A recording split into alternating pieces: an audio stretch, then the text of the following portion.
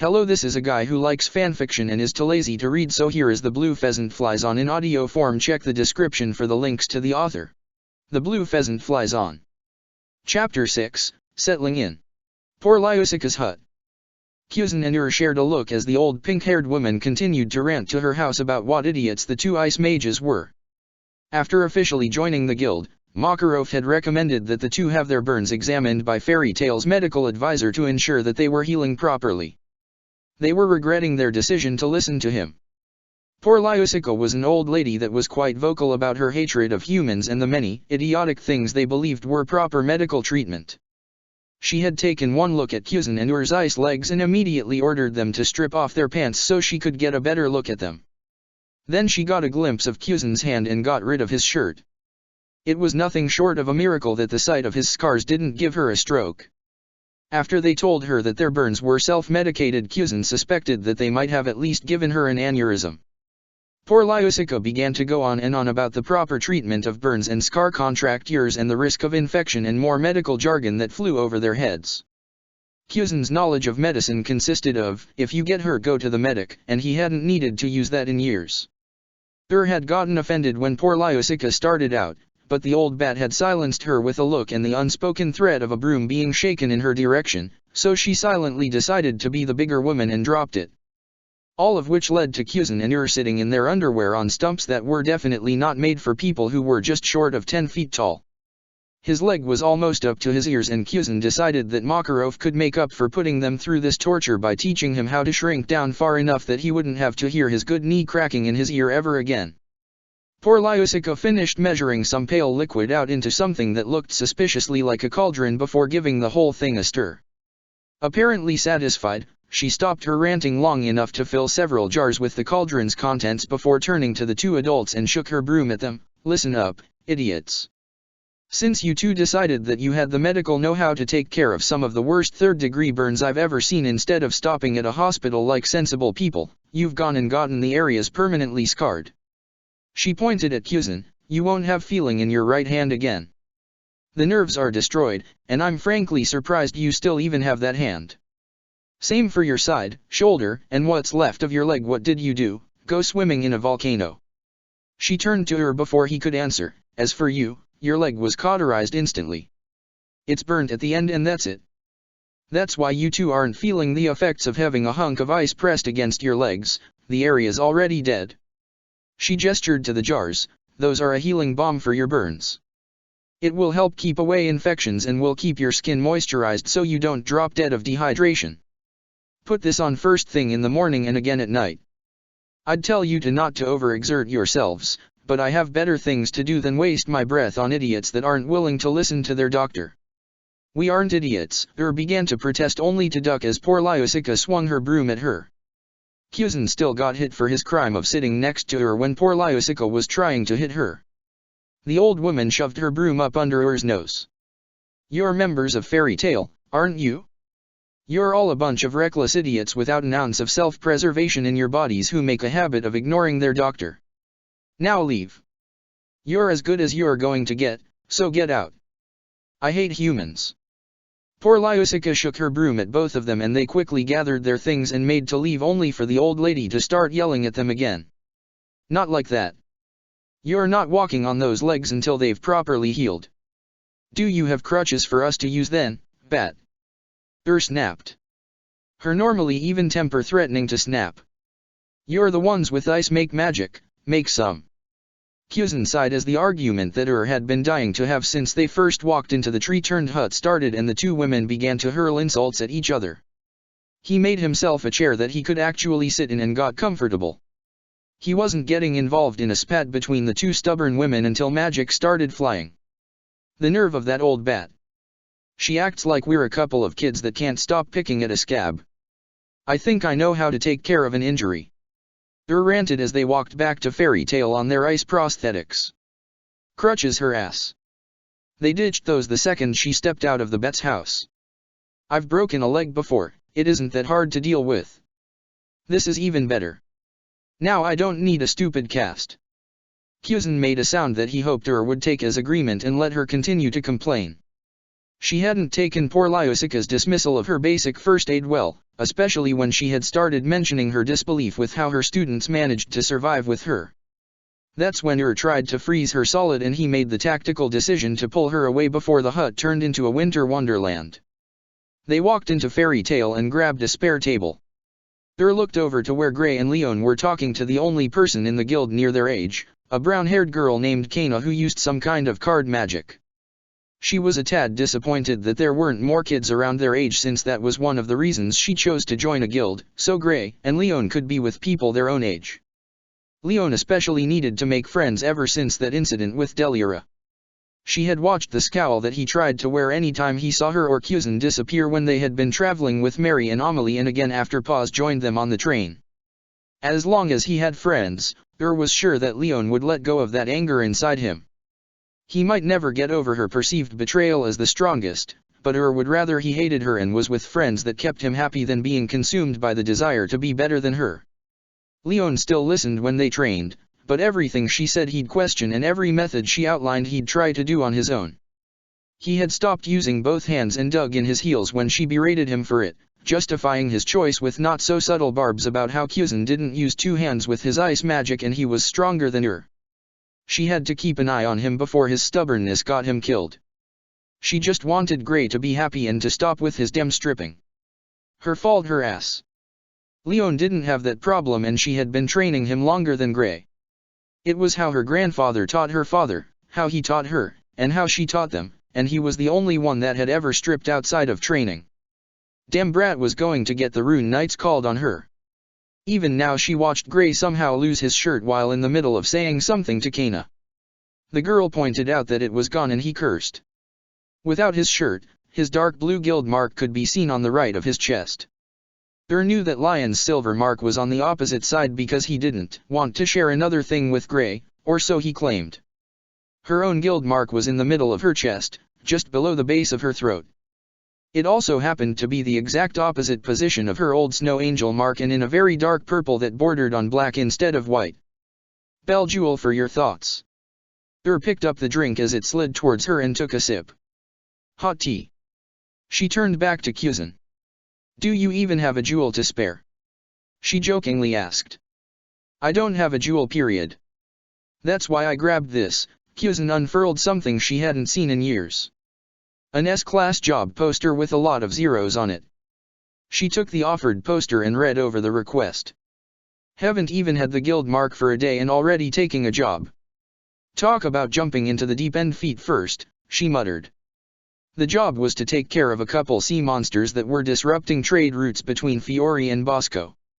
High risk, large reward, time consuming, someone had failed to complete it before, mages were injured, at least one had died, pretty standard S-class mission. You want to start with this? Kuzan shrugged, work with what you know. And I've killed a few dozen sea kings in my days. These can't be worse than that. Kuzan took the request back and shoved it into a pocket. I'm actually surprised that they're offering this much for something as simple as this. It did make it easier for him to make a lot of money though. He'd have enough for the essentials: clothes, sleeping mask, a bike, place to stay, etc. and plenty left over to coast on for a couple of months. If S-class jobs were like this, then he could consider this his retirement plan. Do a big job every couple of months and spend the rest of his time relaxing. Rolled her eyes and sipped her tea. Not everyone finds jobs like that easy, Mr. Demon Killer. Us mere mortals have to break a sweat when killing monsters. Kuzan snorted at Ur's dry tone and that she'd consider herself one of those mere mortals. She was hands down the third strongest Fairy Tale member he had sensed. If she was a vice admiral, then Gildarts and Makarov were on the level of the admirals and he hadn't even seen them fight besides that time he tried to cut Gildarts in half when he first met him. I've got to pay back my debt somehow. Frowned at him. Kuzan, you don't owe me anything, I've told you that. You saved me and my students from Deliara. If anything, we owe you. Kuzan waved off her concern, I'm not talking about that. I'm talking about the trip here. I can't let you spend all your savings on this poor old man. The tension left her and the corner of her mouth turned up in a small smile. Emphasis on poor, I see. How do you plan on paying for the journey down to the coast, Kyuzen? Do you want to take out a loan from this poor woman's savings? Kyuzen gave a mock bow. Thank you for your generosity to this old man, little woman. He stretched his hand out as part of the bow, and it was no coincidence that his arm was parallel to his head and showed that even while sitting down and with his head bowed, Kyuzen was still taller than Ur. Ur playfully slapped his hand away from her head and Kyuzen let it shatter into ice before withdrawing it. Call me little woman again and we'll see how tall you are after I even out your legs, she warned him. The two shared a chuckle at the exchange and lapsed into a moment of silence as they finished their tea. I do want to sincerely thank you, Ur. You saved me from dying in the mountains and let me stay with you despite not knowing anything about me or how I ended up there.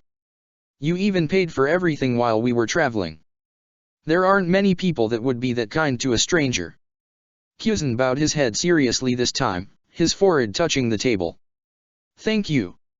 Ur lifted his head. There's no need for that, Kyuzen.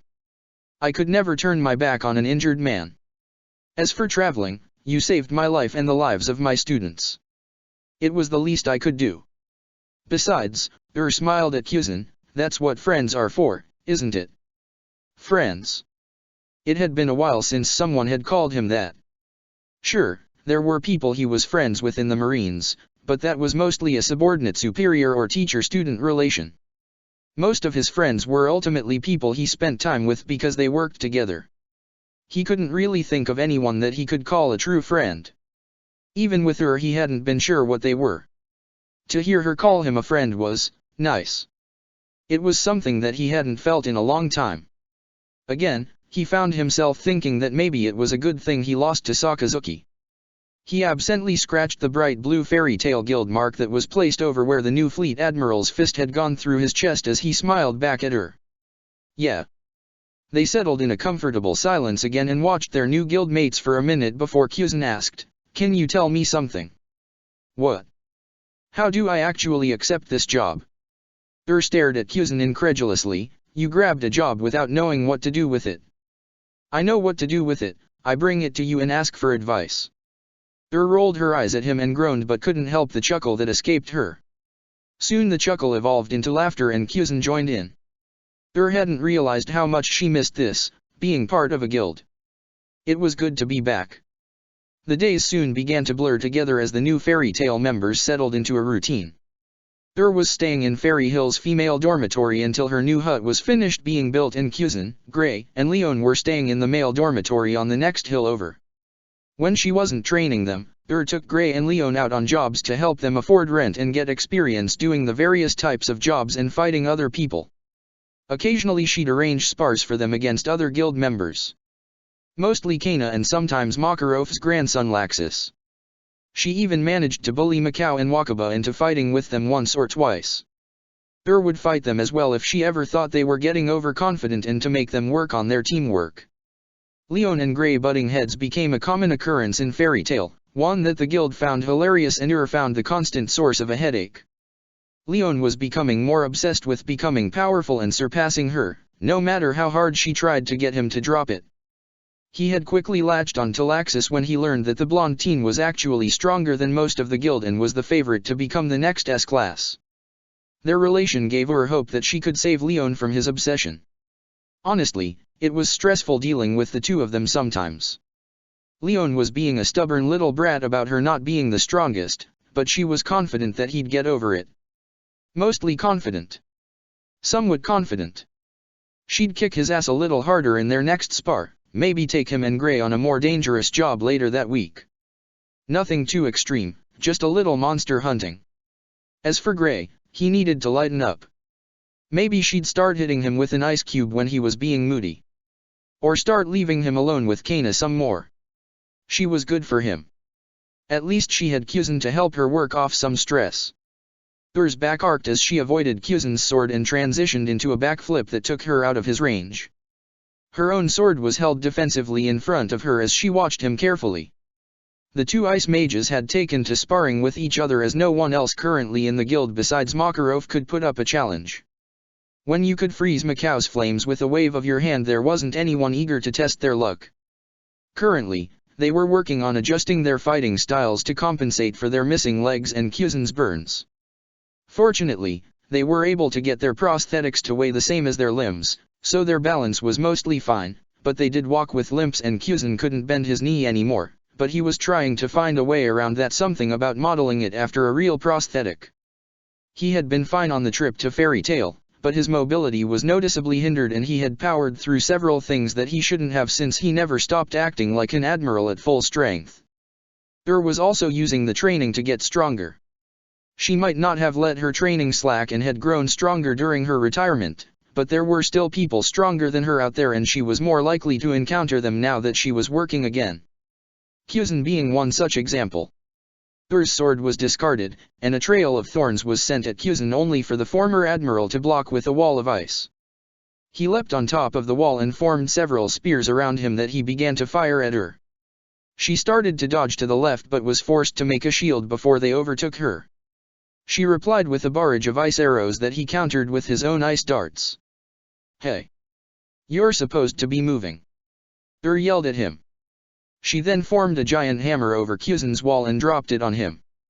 Pheasant hopped off the wall and was forced to keep moving as miniature spiked geysers erupted around his feet.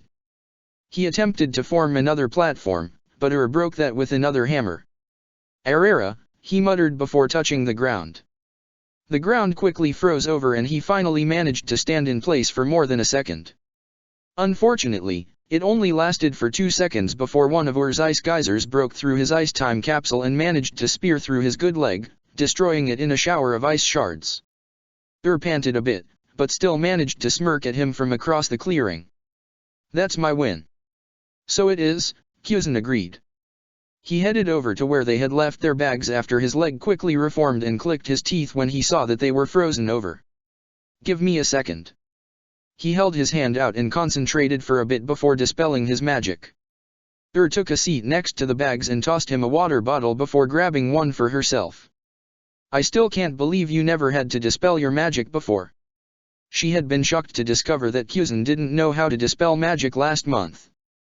He had been about to throw away his lunch after accidentally freezing it before Ur asked him what he was doing. The entire concept of dispelling his ice had never occurred to him. "I told you that I mostly practiced at sea. No one cares if you dropped a bunch of ice into the ocean, it's just water," Pheasant reminded her.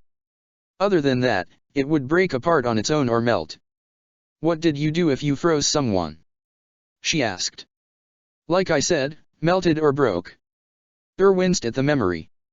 With his relaxed approach to everything and penchant for naps since he had bought a sleeping mask, it was easy to forget that Pheasant had been a high-ranking military officer. She hadn't gotten used to the casual way that Pheasant treated death and debilitating injuries as an everyday occurrence. She was no stranger to death and injury, but the nonchalance that Pheasant had about it was slightly concerning. He had mentioned a war after he first woke up and she suspected that he had grown desensitized to violence a long time ago. Hopefully, the fight he had been in before she found him was the last time he'd have to use that mindset. Pheasant's voice jolted her out of her thoughts and she quickly glanced up at him. "Sorry, what was that?" "I said that you were fighting pretty aggressively." "Leon acting up again," he repeated. Ur tended to hit harder and attack more recklessly when she was angry about something. Her face and body never showed it, but her fighting style was completely different. Those geysers of hers shouldn't have been able to punch through his ice that quickly or easily, and judging by the way she had been panting, they had taken a lot more magic to create than normal. Ur groaned and dramatically flopped back and draped an arm over her eyes. "Yeah. I lectured him about using 2 hands again, but he wouldn't listen, again. He doesn't care about his creation's stability, only their strength. I tried to explain that stability is a part of strength, but you know kids, if it doesn't make it hit harder then it isn't stronger." "Is he still beating Gray in their spars?" Pheasant asked. "Yep. Really not helping my case since Gray's using 2 hands to cast. It's hard for static ice make to match up with dynamic ice make at a young age like them." Ur unconsciously slipped into her teaching tone. "You need to train your body as well as your magic reserves. You're limited with your range. An arrow can't change direction in midair like a bird can. Swinging a hammer can hit a lot harder than dropping one over your opponent if you're strong enough. Gray's still a year younger than Leon, and that matters a lot at their ages. Let out a sigh. I wish there were more kids their age in the guild. Kana can't beat Leon, and Laxus is a teenager. He might as well be an adult in Lion's eyes. You'll figure something out, Kuzan assured her. I hope so. He's just drifting away so fast. I feel like I'm losing him, finished in a small voice. Like Erter went unsaid, but they both heard it. Ultimate fear, losing one of her students. She said that they weren't a replacement for Erter, and she meant it, but they were something far worse. The kids she never had. He knew that Erter had been unplanned, but that didn't mean that didn't want kids, or that she would have stopped at one. Gray and Leon filled that gap. Kids that she could raise that were just younger than her first child, young enough that she could have had kids the same age in another life. A replacement for a hole that she probably didn't even know was there.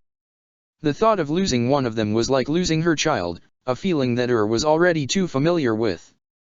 Kuzan changed the subject. So how is your hut coming along? Pretty good. Builders say that it should only take a few more days to finish. I'm glad you convinced me to take that extermination job.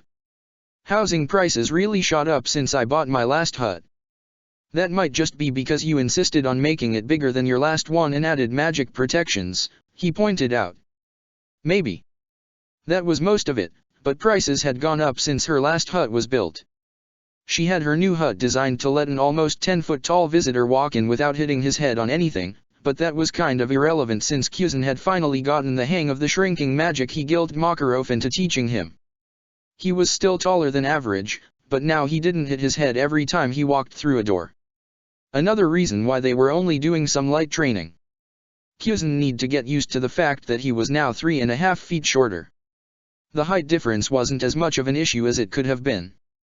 Kuzan mostly froze things from a distance, but he could fight up close and insisted on practicing that to a degree. He wasn't a master swordsman in any sense of the word, even among the admirals Kizaru was better than him, but he had been taught the basics when he first joined the Marines along with marksmanship.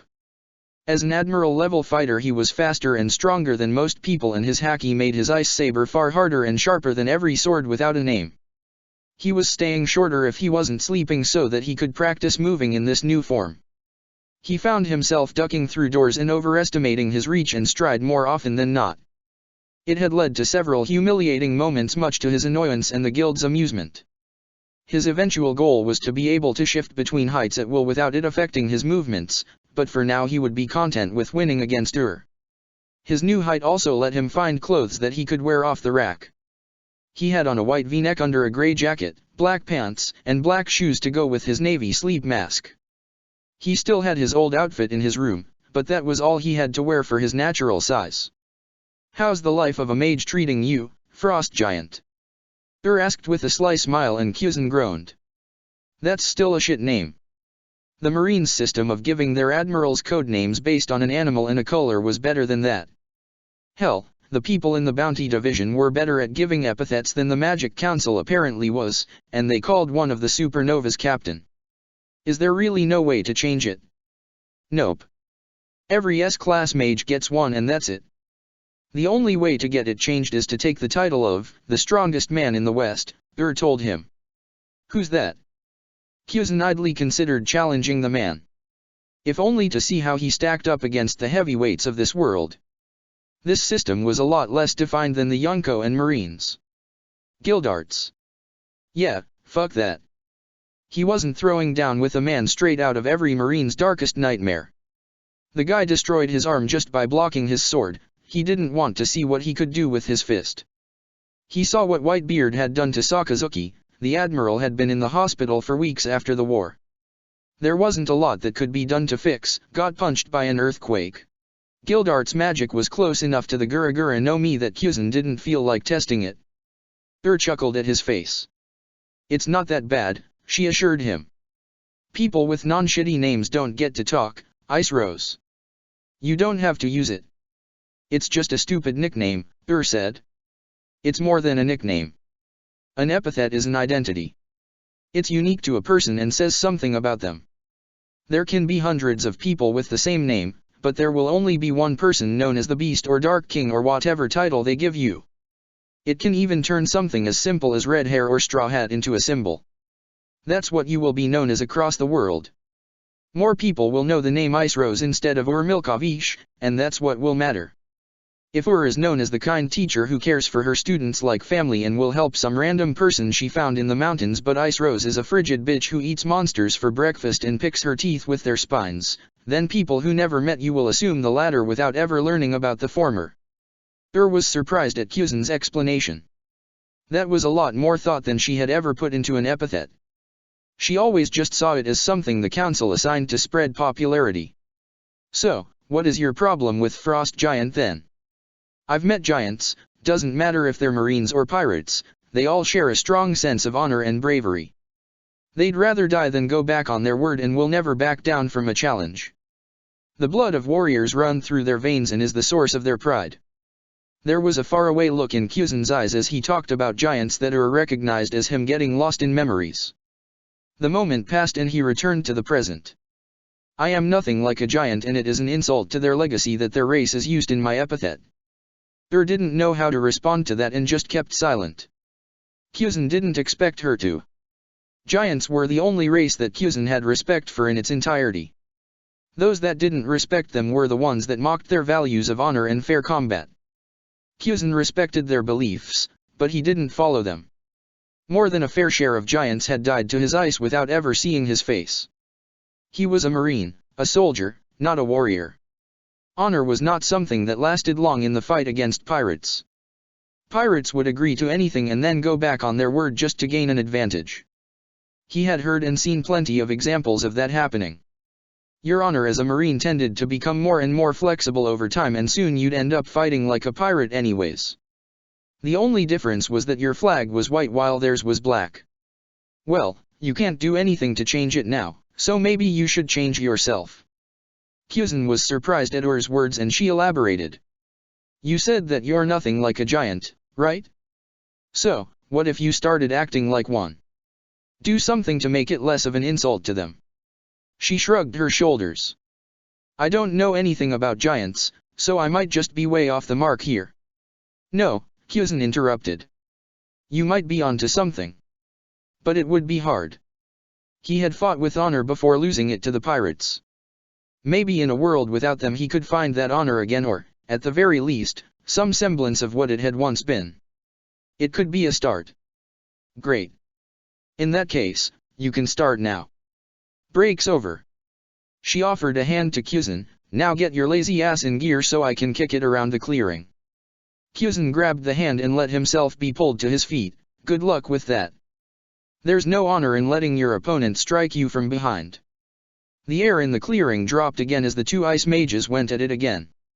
Chapter 7, Scarlet Squire. Fairy Tale, X776.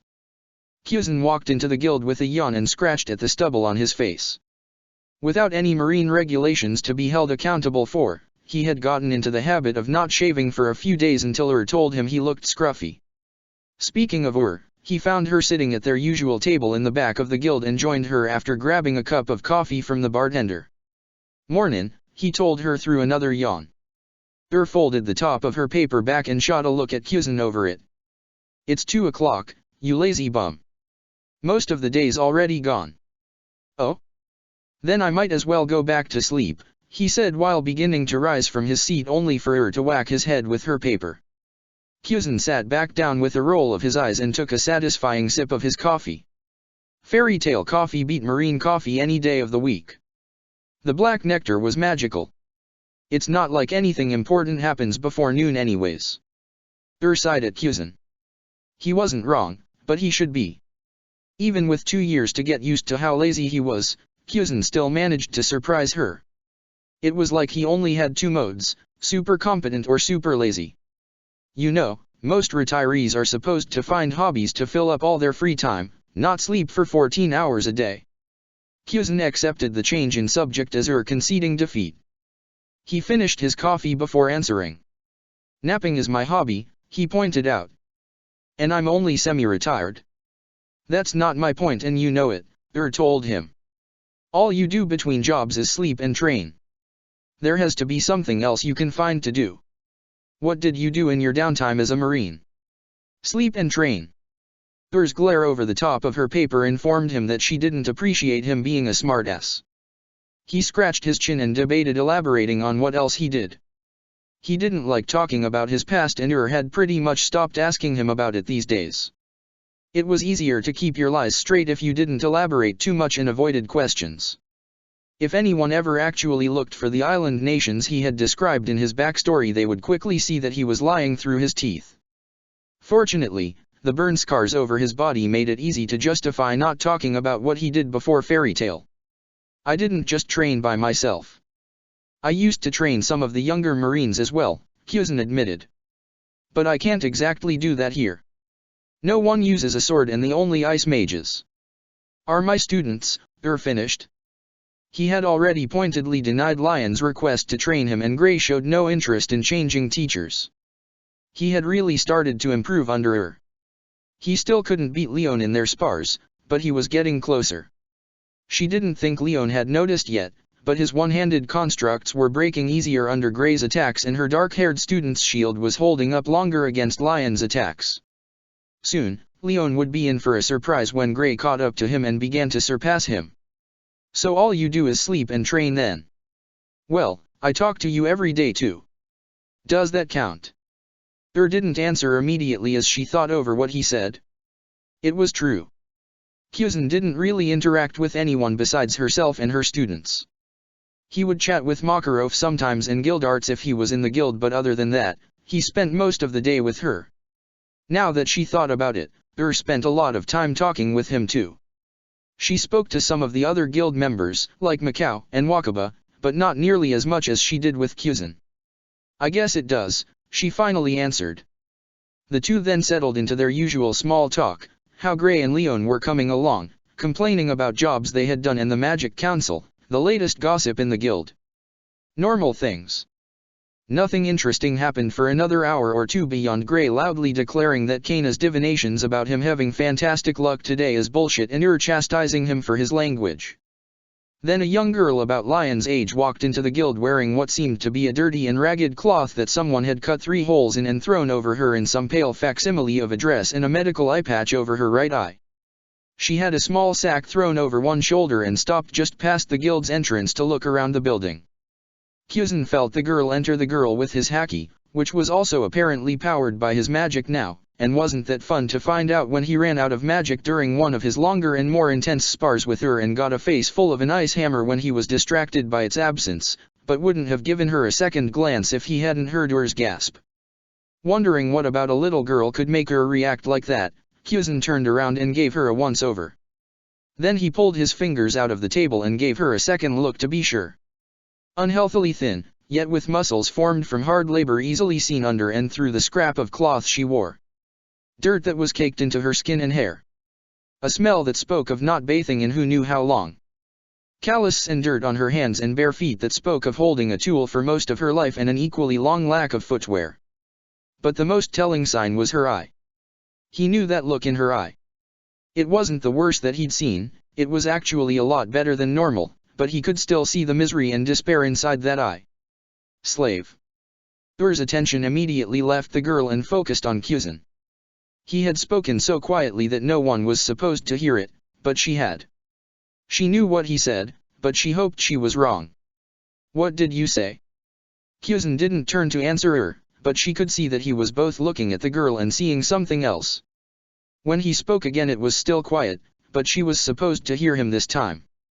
That girl was a slave. The girl had briefly spoken with Makarov before the old guild master invited her back into his office where they could speak in private. Pheasant had refused to elaborate on how he knew that the girl was a slave. Had only seen him act this way when something uncomfortable was brought up about his past and wisely decided to let it go. It did raise some concerning questions though. She knew that there were still some countries that had a slave trade and some of them were quite prominent like Bosco's. What had been the stand on slavery where Pheasant was from? Judging from the older man's reaction it wasn't uncommon or illegal, but how much it was accepted was still up in the air. Several minutes of uncomfortable silence later, Makarov's office door opened and the girl walked out with a blue fairy tale symbol on her left arm. Instead of loudly introducing their newest member as usual, Makarov quietly led her over to where Pheasant and were sitting. He beamed broadly at the two S-class mages. "Yo. This little cutie here is Urza Scarlet. She's our newest member." He turned to the now named Urza. "Take a seat and order whatever you want from the menu. Tell them to put it on my tab." She nodded and hesitantly hopped onto one of the empty seats. Makarov handed her a menu and waited until her face was hidden behind it before mouthing "my office" to her and Pheasant.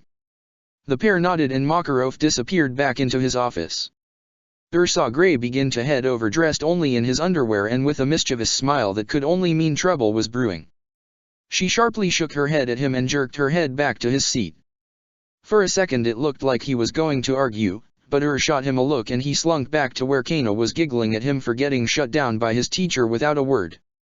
She turned back to Urza and was surprised to see Pheasant leaning over her shoulder and pointing at the menu. Urza ordered what he suggested and soon a piece of strawberry cake was brought before her. She suspiciously looked between Pheasant and the cake several times before her hand darted out to rip a piece off and quickly stuffed it into her mouth. Her eyes widened in surprise. "It's delicious," she said in awe. She couldn't remember the last time she had eaten something so good, not even before the Tower of Heaven. Pheasant merely smiled at her and said, "Eat up." Urza followed his order with gusto and began to devour the cake before her in record time. Pheasant ordered a second piece of cake for the girl and after it arrived, he looked at her and then motioned to Makarov's door. Nodded and the two of them left Urza alone with her cakes and entered Makarov's office. Makarov appeared to be lost in thought as he stared at a framed picture in his hand. He didn't react as the two mages entered. Pheasant lightly coughed into his fist. "Master." Makarov looked up from his picture and they were surprised at how old he looked. The man had just celebrated his 80th birthday that year, but despite his white hair and wrinkles, Makarov always carried himself like a much younger man. Now he seemed to sag into his chair and his eyes had lost some of their usual luster. He placed the picture back on his desk and turned his full attention to them. "You know why I called you in here? It's about Urza and that she was a slave," Pheasant stated matter-of-factly. Makarov's brow raised in surprise and narrowed his eyes slightly. "How do you know?" "Her eye. I've seen that look before." Pheasant's answer raised more questions, but Makarov chose to ignore them. What the man had done in the past would stay there. There was no need to pry for the sake of curiosity. One shouldn't ask questions if they didn't want to know the answer. Yes. Urza wouldn't admit where she was held beyond it being a tower where she and the other slaves were forced to work, and she seemed quite frightened of someone in the tower. What she did tell me was that there was an attempted prison break and she's the only one that escaped. Why did she come here? There must have been closer towns that she could have stopped at, asked.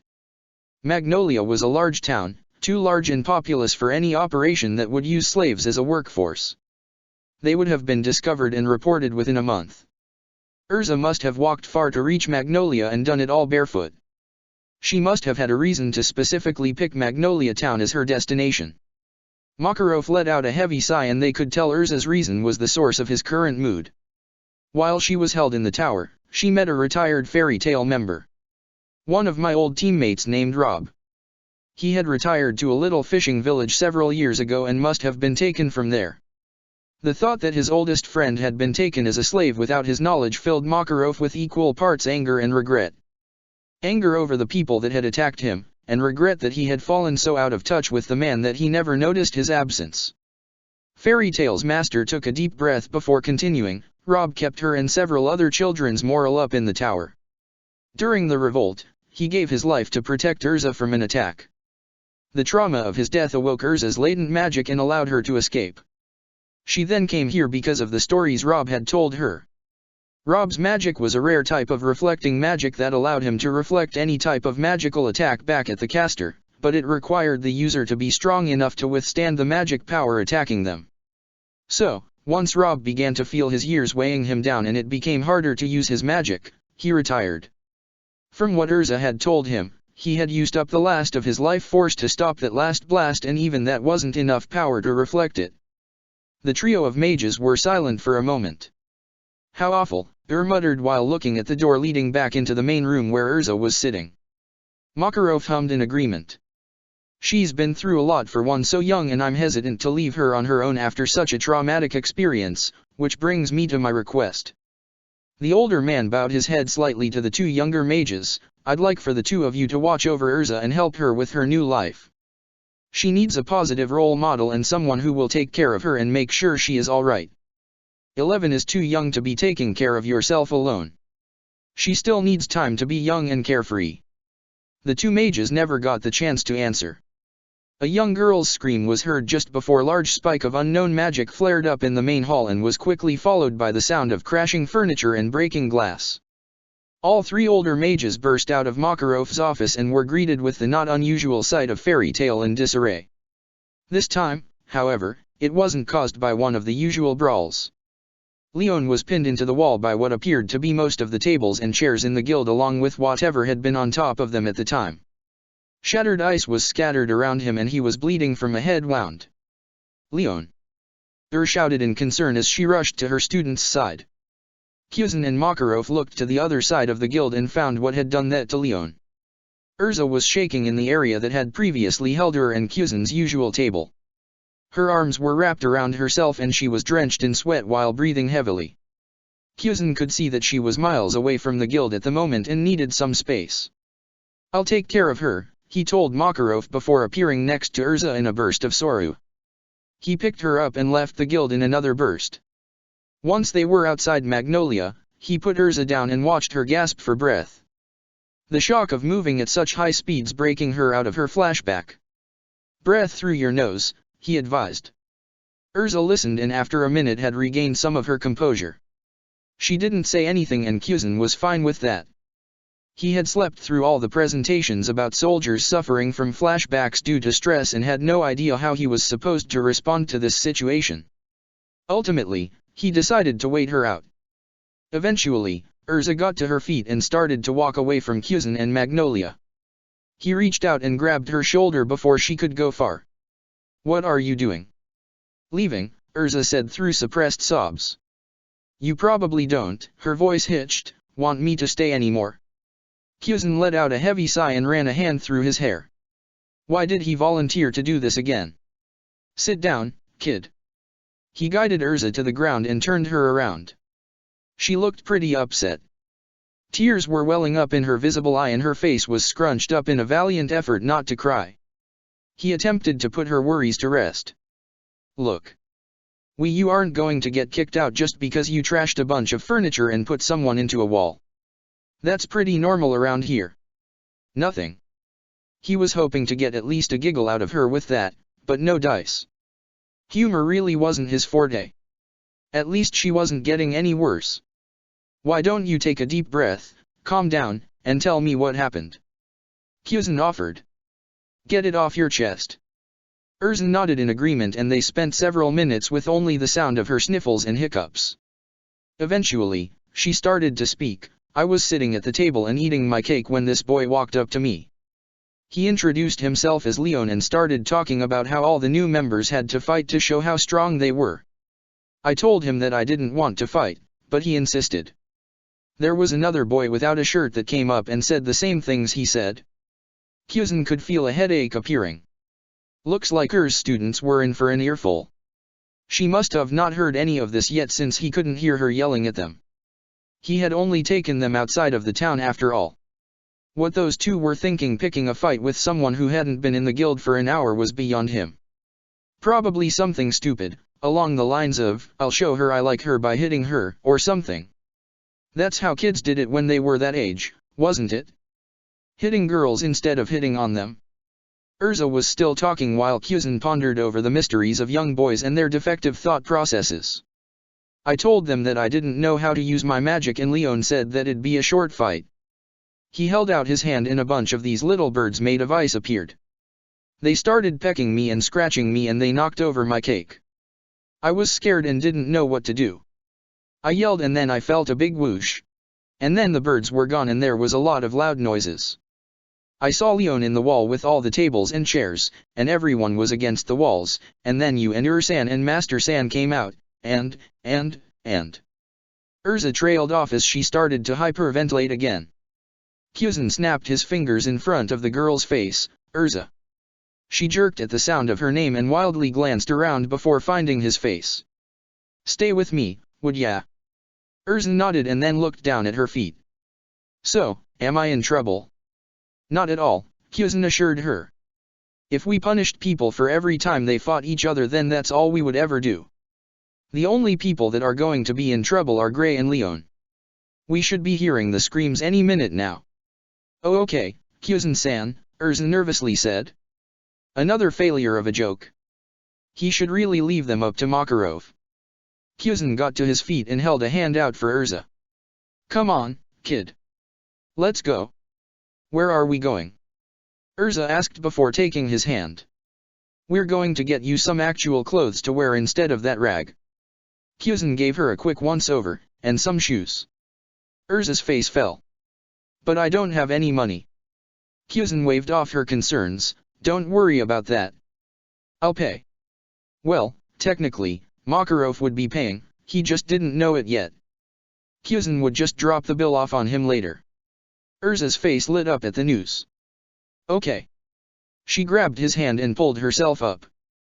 Pheasant waited for her to let go so they could get going, but she didn't make any move to release his hand despite it being just a mass of burn scars, and just stared up at him with her big brown eye. He relented, and the pair walked into town. It was then that Pheasant realized that he had no idea where a clothing store was. Everything he owned was custom ordered for his normal height, and he just shrunk them down. Not wanting to admit his lack of knowledge after promising to get Erza some clothes, Pheasant ended up just wandering around town with Erza in tow while hoping to get lucky. She didn't say anything about his wandering and seemed content to just walk with him until they passed a certain store. Erza let go of Pheasant's hand and walked up to the store's display. She pressed her face into the glass and looked at the mannequins inside with awe at what they were wearing. Shiny. Pheasant had stopped when he felt Erza let go of his hand and looked over at the store that caught her eye. An armory, he thought in confusion. He glanced between the silver armor on display and where Erza seemed to be trying to meld with the window. He wasn't sure what to say. Weren't little girls supposed to like frilly dresses? He awkwardly coughed into his fist. "So, see something you like?" Erza's head made a squeaking sound as she nodded into the glass.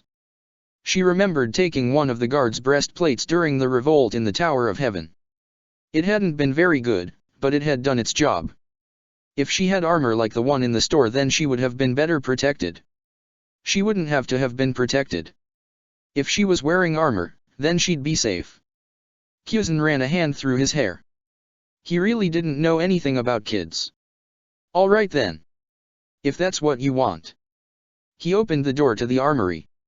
"Okay, kid. Let's go see if they have anything in your size." Erza looked up at Pheasant with a sparkle in her eye. "Really, Pheasant-san?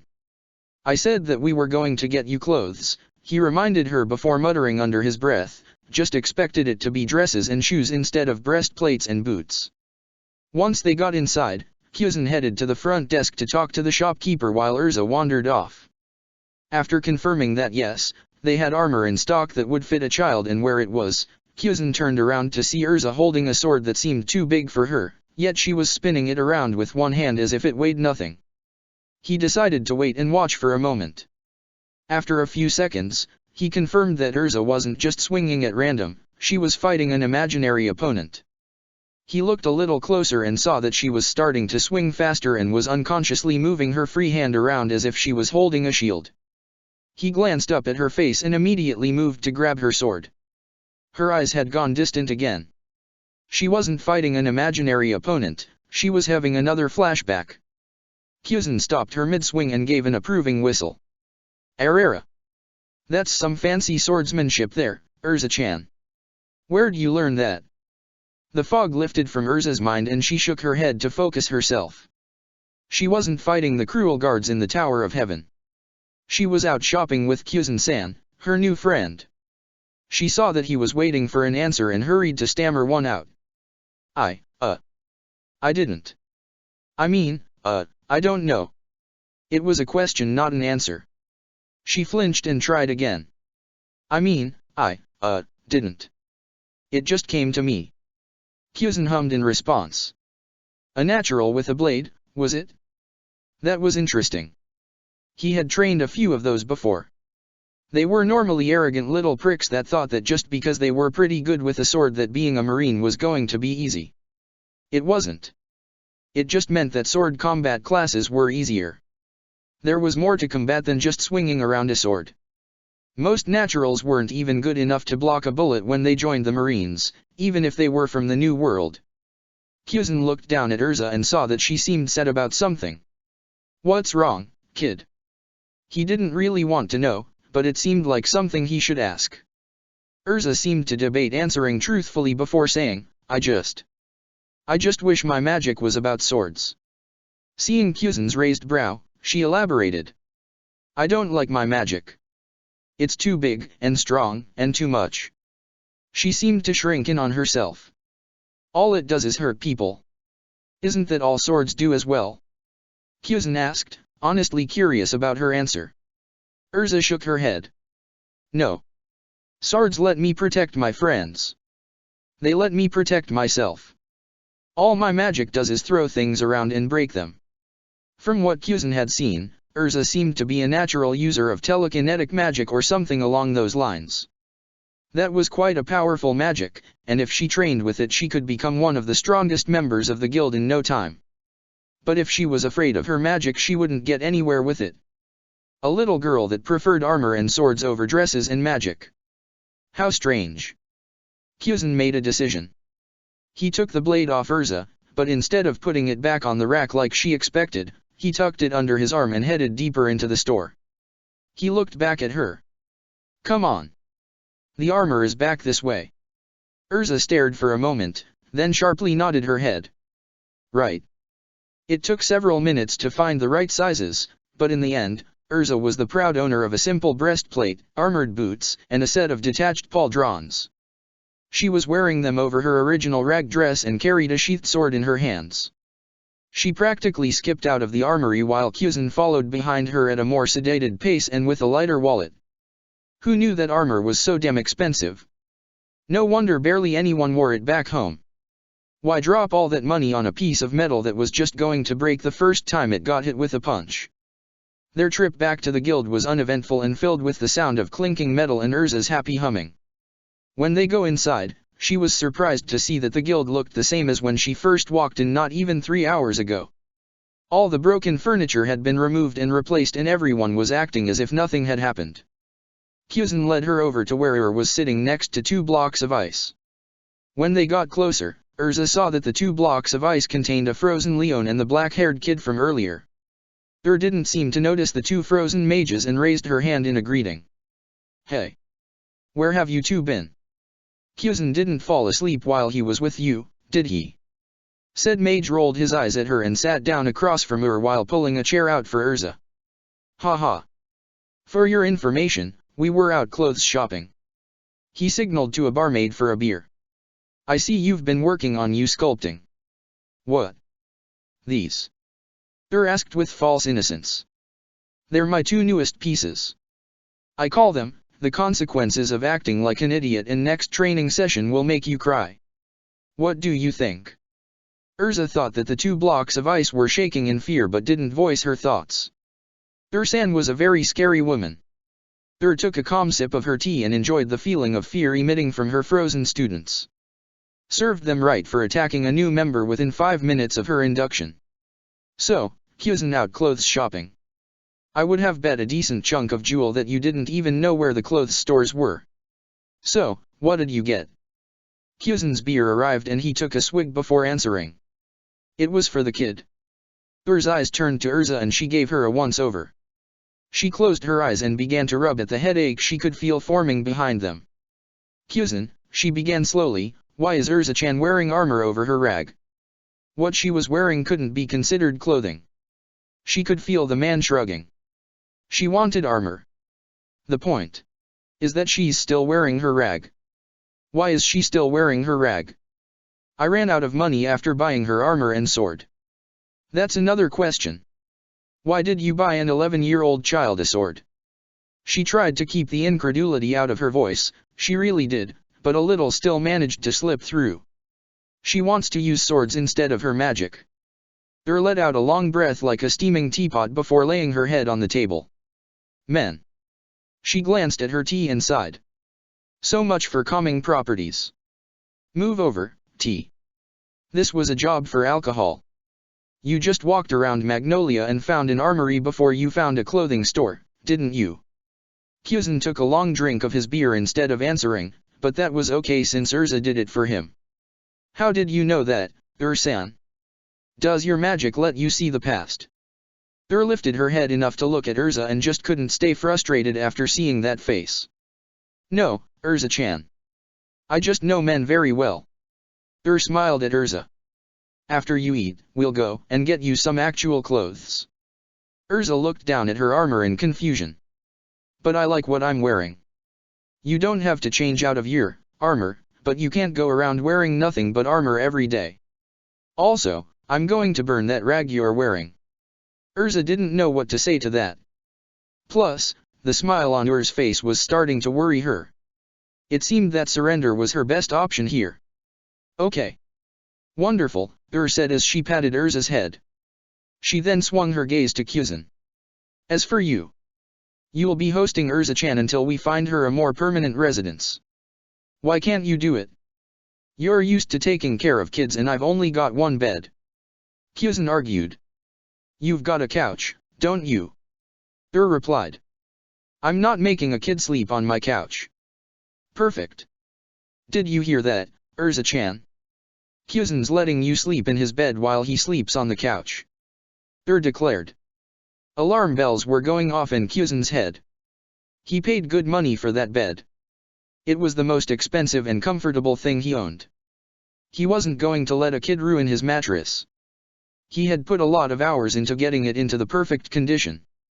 Wait a minute, he began only to stop when the woman in question narrowed her eyes at him.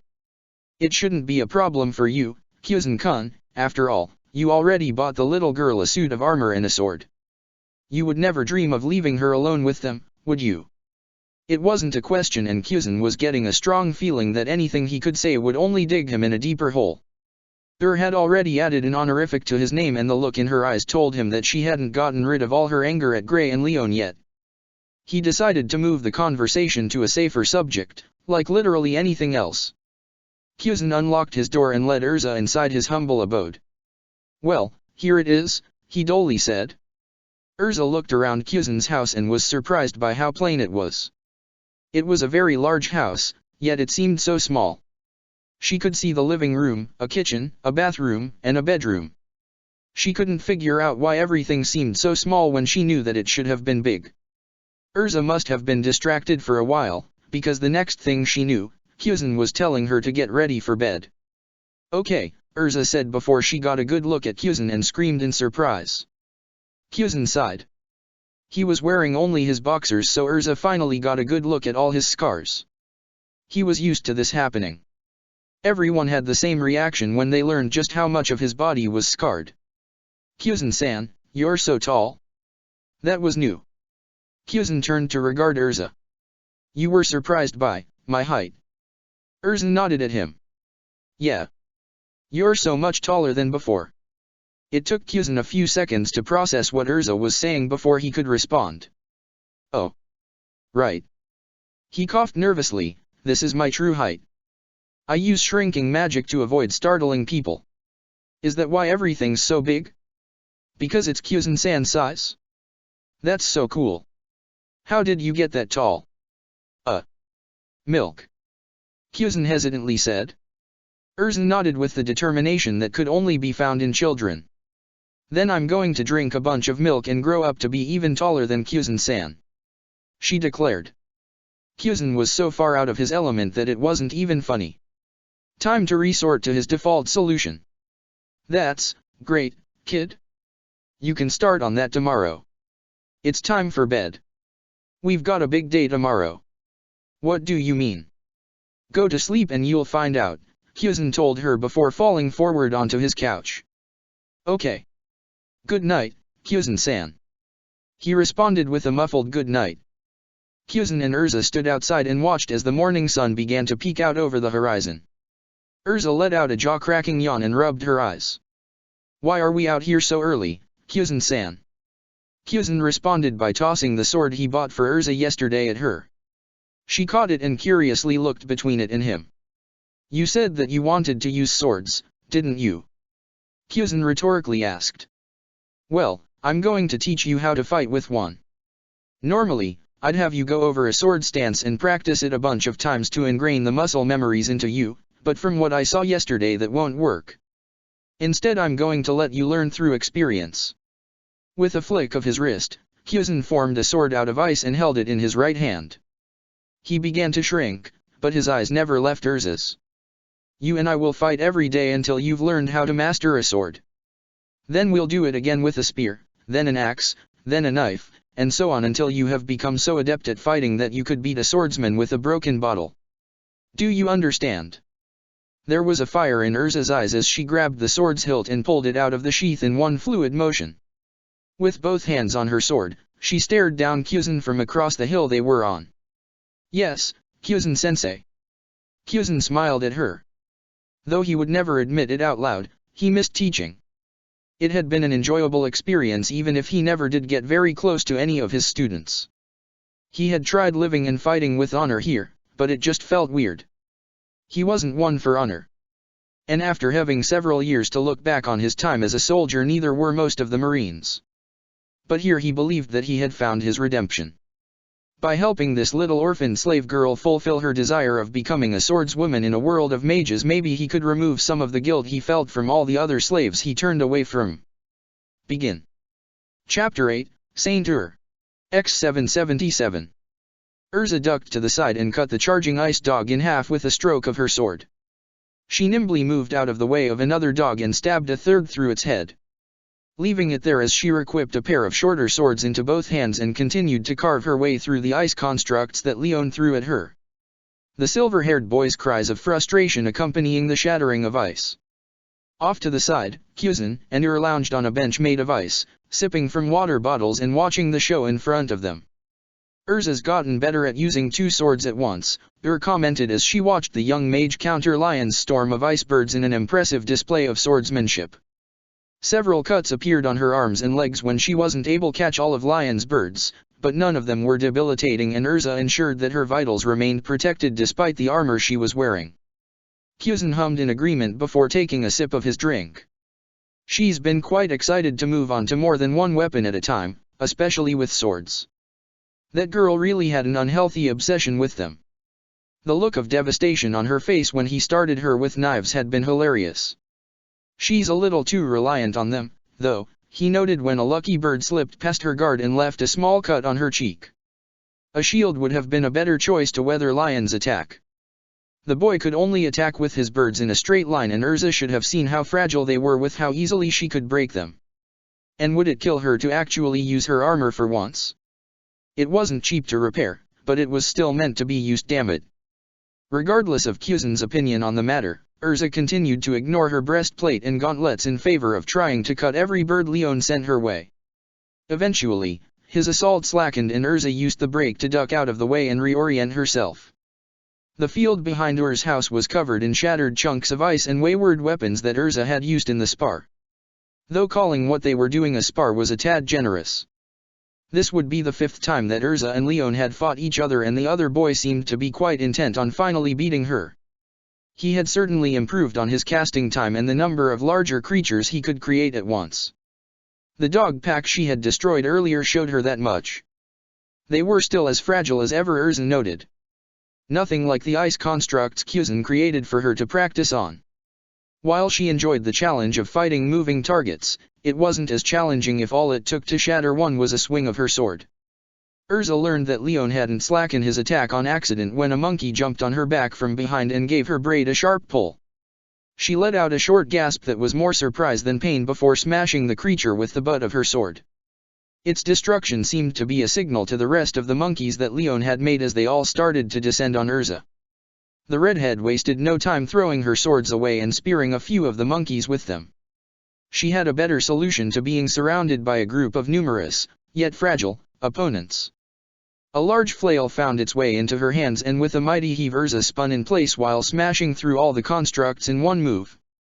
She let go of it halfway through her second spin and sent it flying at Leon, who dodged it with a yelp of fright. A flail? Really? asked her companion with a raised eyebrow. That was just ridiculous. Urza needed 2 hands just to lift the damn thing off the ground. How the hell was she supposed to use that in a real fight? Pheasant shrugged his shoulders. It worked, didn't it? He pointed out.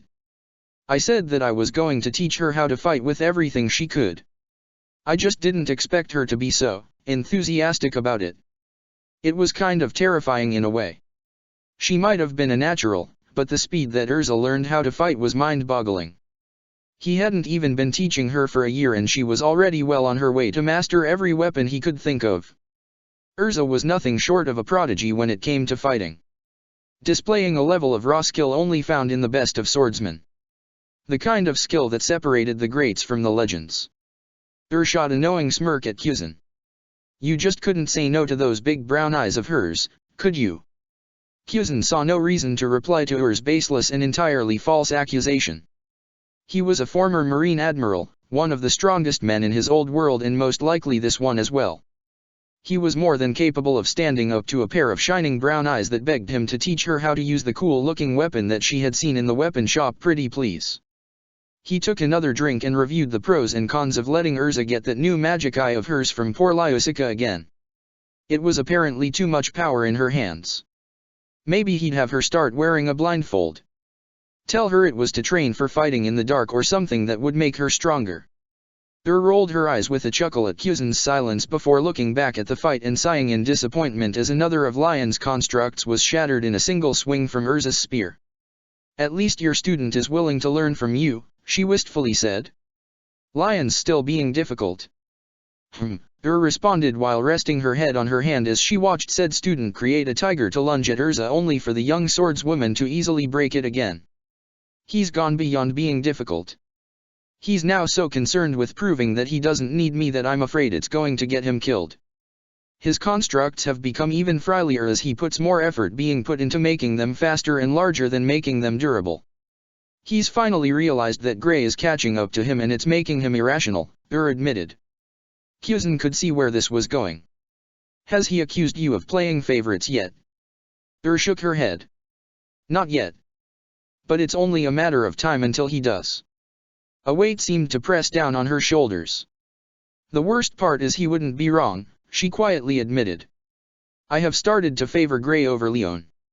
She chuckled darkly and took a swig from her drink before rhetorically asking, aren't I a shitty teacher?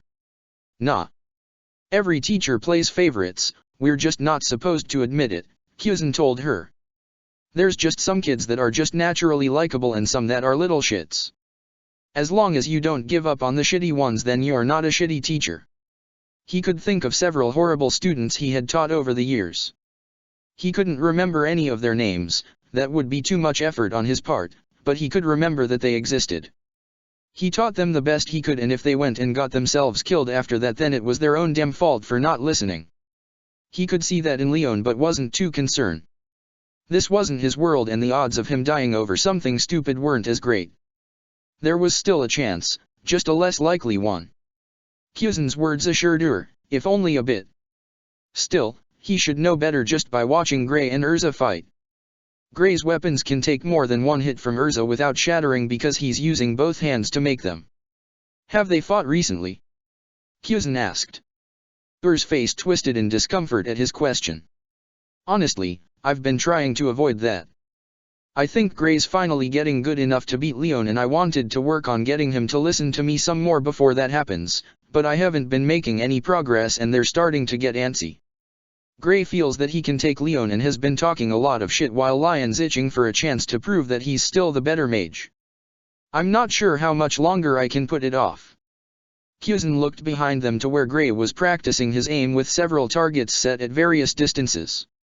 Had wanted him to be productive while Urza and Leon sparred and had told him to work on his aim with that cannon he had taken a liking to make.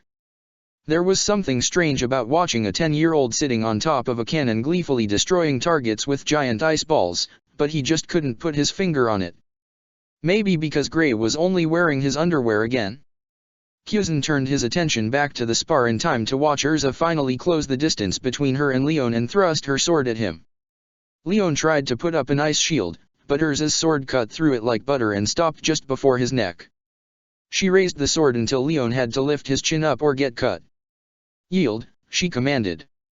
Pheasant watched defiance flash in Lion's eyes and loudly clapped his hands to get their attention and stop Leon from doing whatever stupid thing he was thinking of. "Okay, you two, that's enough. It's Urza's win." Leon glared at Pheasant before spitting to the side and backing down. Pheasant watched him pointedly avoid sitting next to Ur, going as far as to create his own seat next to the bench. Pheasant frowned. It seemed that Leon was much worse than he thought. Unfortunately, he wouldn't be of any help here.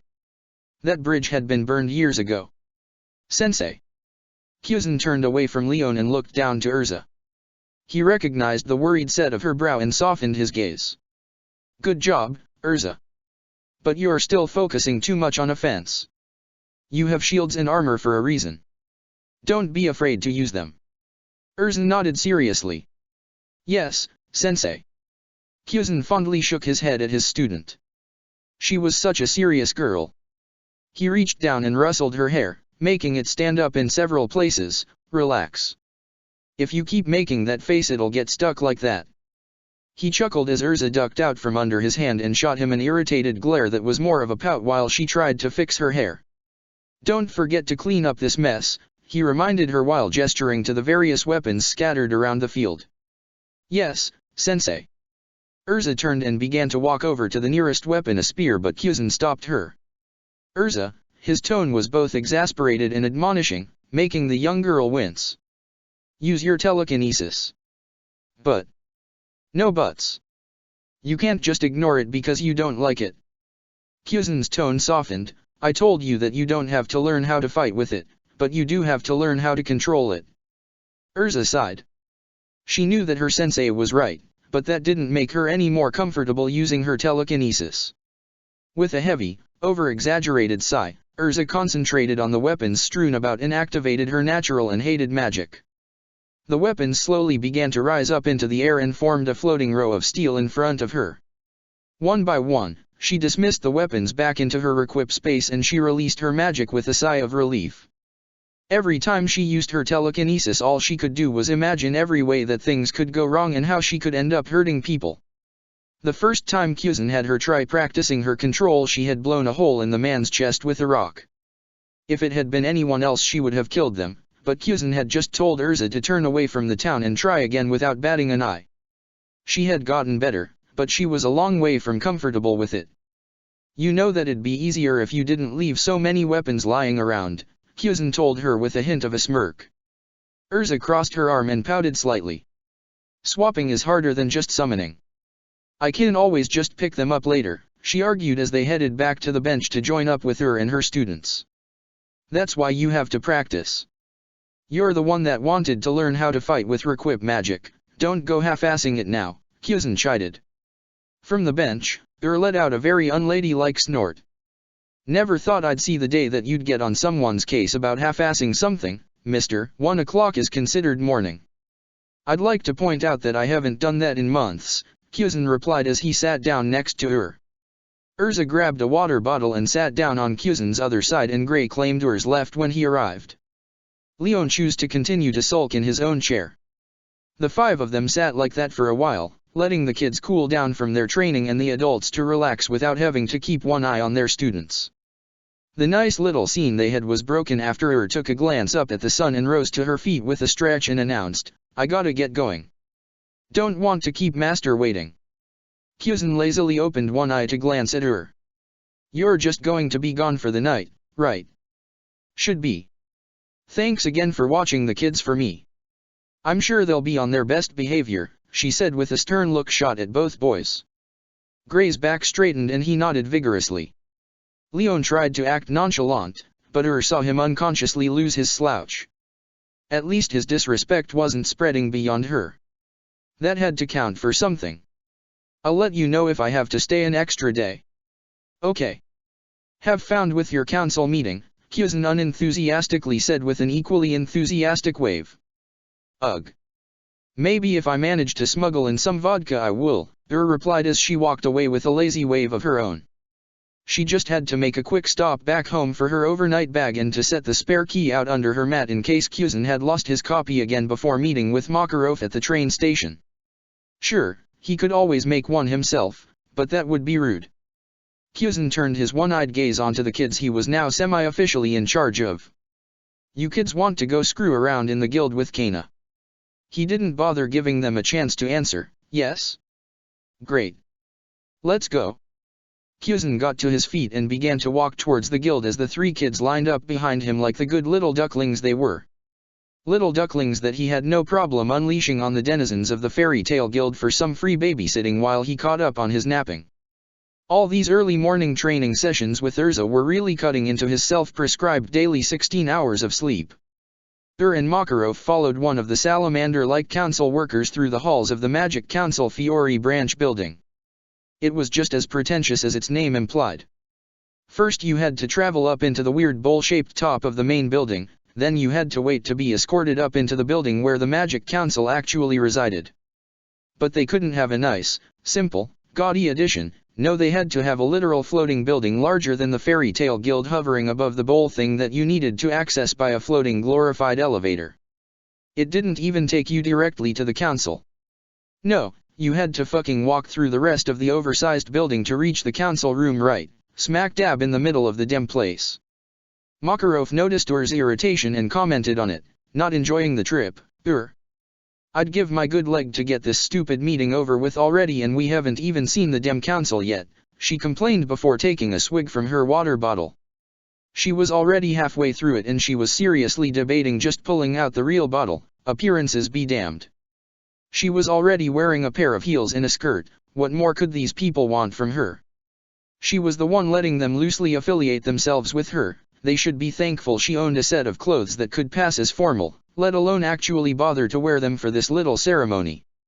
Why do they have to make such a big deal over the position anyways? It'd be so much easier if they just mailed me the stupid medallion. It's the council. They're incapable of doing anything without at least enough pomp and circumstance to make a royal wedding look tame, Makarov reminded her. He had also dressed up for the occasion with a dark vest over a white shirt under his good cloak, the white one with the furred edges, and a pair of simple black pants. His hat had been removed and his bald crown was now on display. He gave her a mocking smile before he jokingly said, even if it's as simple as giving out a medallion. Makarov agreed with Ur's sentiment. One of these days he'd actually fall asleep during one of these meetings. The worker stopped in front of a large pair of double doors that he recognized. Here we are, he gravely announced before the worker could. Makarov reached under his cloak to pull out a small hip flask and unscrewed the cap. He raised it up towards cheers. Smirked down at him and tapped her bottle against his flask, cheers. The two drank under the worker's reproachful gaze before putting their drinks away and signaling for the salamander thing that they were ready. The worker let out a disapproving huff before making sure that it looked presentable and opened the door. Now approaching, Wizard Saint and Master of Fairy Tale Makarov the Titandry RNS class Mage of Fairy Tale Ice Rose Milkovish. That was the most idiotic thing I've ever had to put up with in my entire life, declared to the mostly empty hotel bar for the third time that hour. She had swapped back to her usual attire and had left the stupid skirt crumpled on her bed. The heels had gone straight into the trash, which she planned on burning later. After she had finally gotten comfortable, made a beeline to the bar, and that's where Makarov had found her 2 hours later. Makarov himself had spent his time catching up with his old team member and current Magic Council member Yahima. Standing only slightly taller than Makarov himself and at the same age, Yahima was a bald man with large, thick gray eyebrows and a matching toothbrush mustache that was wearing a striped, brown long-sleeve shirt and a three-pronged black hat. The two had decided to retire to the bar for some drinks when they came across her sitting by her lonesome. Makarov had introduced the pair and they both learned something about her. She was a talkative drunk. Hey, Yahima-san, are all the council meetings that boring and stupid, or did you guys make it extra dry just for me? Asked the latest in her line of questions that ranged from, how did a former fairy tale member end up on the Magic Council? To, was poor Lyusica a bossy bitch when you were working together, or is that a new development? Her questions were only broken up with her complaints about the Magic Council and having to go through one of their ceremonies that was more pointless than a snowball. Yahima smiled good-naturedly. They're all that boring. Even when we get called in to hold trials, everything is usually decided beforehand, so it's all a formality. Makes all that worrying we did when we were younger seem foolish now, huh, Makey?" He chuckled with a nudge to Makarov's side, ignoring his warning look. Unfortunately for Makarov, had caught on to what Yahima was implying. "Oh? Did you guys get into a lot of trouble back when you were a team?" she asked with a glint in her eyes. This was a chance to learn all those old embarrassing stories from Makarov's youth he had to have. Stories of a misspent youth. There was no greater power over an old man. Makarov coughed into his fist and tried to seem uninterested. "I'm sure you don't want to hear any of those old stories," he insisted. He kicked Yahima under the bar to make sure his old friend didn't want to tell any of them either. He had an image to uphold these days. The last thing he needed was stories about his destructive misadventures getting out to the guild, or gods forbid any of the impressionable children in the guild. He'd never be able to reprimand them again. "Oh, but I do," practically purred out as she leaned forward more than necessary, leaning on her arms to push her breasts up. "And I'm sure that Yahima-san would love to reminisce on your glory days." "Indeed, I would," Yahima said with a glint in his usually closed eyes. Makarov recognized that glint. He was planning on getting revenge for the various shenanigans he had pulled when they were rivals. Damn him. Yahima took a sip of his drink before beginning. "Now, back when we were a team, you have to understand that Makey was the only S-class mage among us at first, so we usually took on the harder regular jobs or the easier S-class jobs. That led to them leaning more to the dangerous and destructive side of things, but even then, our jobs normally went above and beyond what was called for." He chuckled. "I think the only reason we ever made any money was because the jobs paid so much. Now, I use flattening magic," Yahima demonstrated by holding up his hand and activating his magic. When he turned his hand sideways, all that could be seen of it was a thin line that led down to his normally proportioned arm. "So Bob and he uses phasing magic, by the way. We're usually sent ahead to scout out what we were getting into while Makey and Goldmine hung back until something needed smashed, and Pori Lusika waited after them to fix anything they broke that wasn't supposed to be broken. This one time, I had gone and slipped through a crack in the door to spy on this group of shady-looking guys that we suspected were slave smugglers from Bosco. They were a lot bolder back in the day. Anyways, I tell the rest of the team that they were our guys and that I had a plan on how we could take them down." By this point, Makarov's head was face down on the bar. He remembered the job Yahima was talking about and knew where this was going. Meanwhile, was listening with rapt attention, her drink forgotten by her side. Yahima was struggling to keep his smile hidden as he continued. "I never got past the part where there weren't any slaves in the room before Makey's giant fist punches through the wall I'm stuck to. Suddenly, I'm across the room, there's a giant hole in the wall, and Makey's standing there with this big, smug smile on his face holding up a giant fist next to him while everyone, both us and the slavers, are staring at him in shock. And he says," Yahima wasn't bothering to hide his smile at this point and Makarov's face had gone red in embarrassment. "Who wants the first ride on my fist?" Started howling with laughter. She put her head down on the bar and pounded it with her fist as tears rolled down her face. The thought of Makarov saying such an obvious innuendo completely seriously proved too much for her, and she ended up falling off her stool and collapsed on the floor, which had no effect on her laughter other than to make her roll side to side to try and contain it. Makarov's entire head had turned red and he glared at Yahima. "I wish you had hit your head when I sent you flying back then." Yahima chuckled. "And miss this?" he asked with a gesture to where was trying to pull herself up into her seat but kept losing her grip whenever she got a look at Makarov. "I would have stayed awake long enough out of spite just to hear you say that." "In my defense, it sounded much better in my head," Makarov weakly protested. "Keep telling yourself that," Yahima said as he took a sip of his drink. No matter how many times he told that story, it still made everything taste sweeter. Revenge truly was the greatest spice. Eventually managed to pull herself together and get back into her chair, although she kept bursting into fits of giggles from time to time, much to Makarov's annoyance. Makarov loudly cleared his throat and changed the subject. "Moving on. How does it feel to be one of the wizard saints, Not really that different, you know? Like," she started to make lazy motions with her hand, I get that it's an important position and all, and that the councils wanted me on it since back when I was part of a guild, but all that's really changed is that I got this fancy medal now. Pulled out her 10 Wizard Saints medallion and spun it on the bar. She set her chin down on the bar and watched it spin with an air of melancholy around her. Do I really deserve this, though? There's plenty of stronger mages out there than me. Hell, we've got 3 of them in our own guild, and you're the only one who's a Wizard Saint, Master. Kinda seems arbitrary to me. Makarov hummed and thought at her words. He understood where she was coming from. Back when he had first received the position he had had similar doubts. But he had gotten over those feelings in time. Age truly was the greatest teacher, but how could he put what he had learned into words so that she could understand? Makarov never figured it out as Yahima came to his rescue. Good old Yahima. Maybe he wouldn't poison his ramen too badly for telling her the infamous, giant fisting, story. Just enough to leave him on the toilet for a couple of days instead of the week he had been planning. Had to remind him who was still top dog around here, after all. While magic power is an important factor in choosing a Wizard Saint, there is more to it than that, Yahima explained. We also take into account a mage's reputation, their position in the world, personality, and more.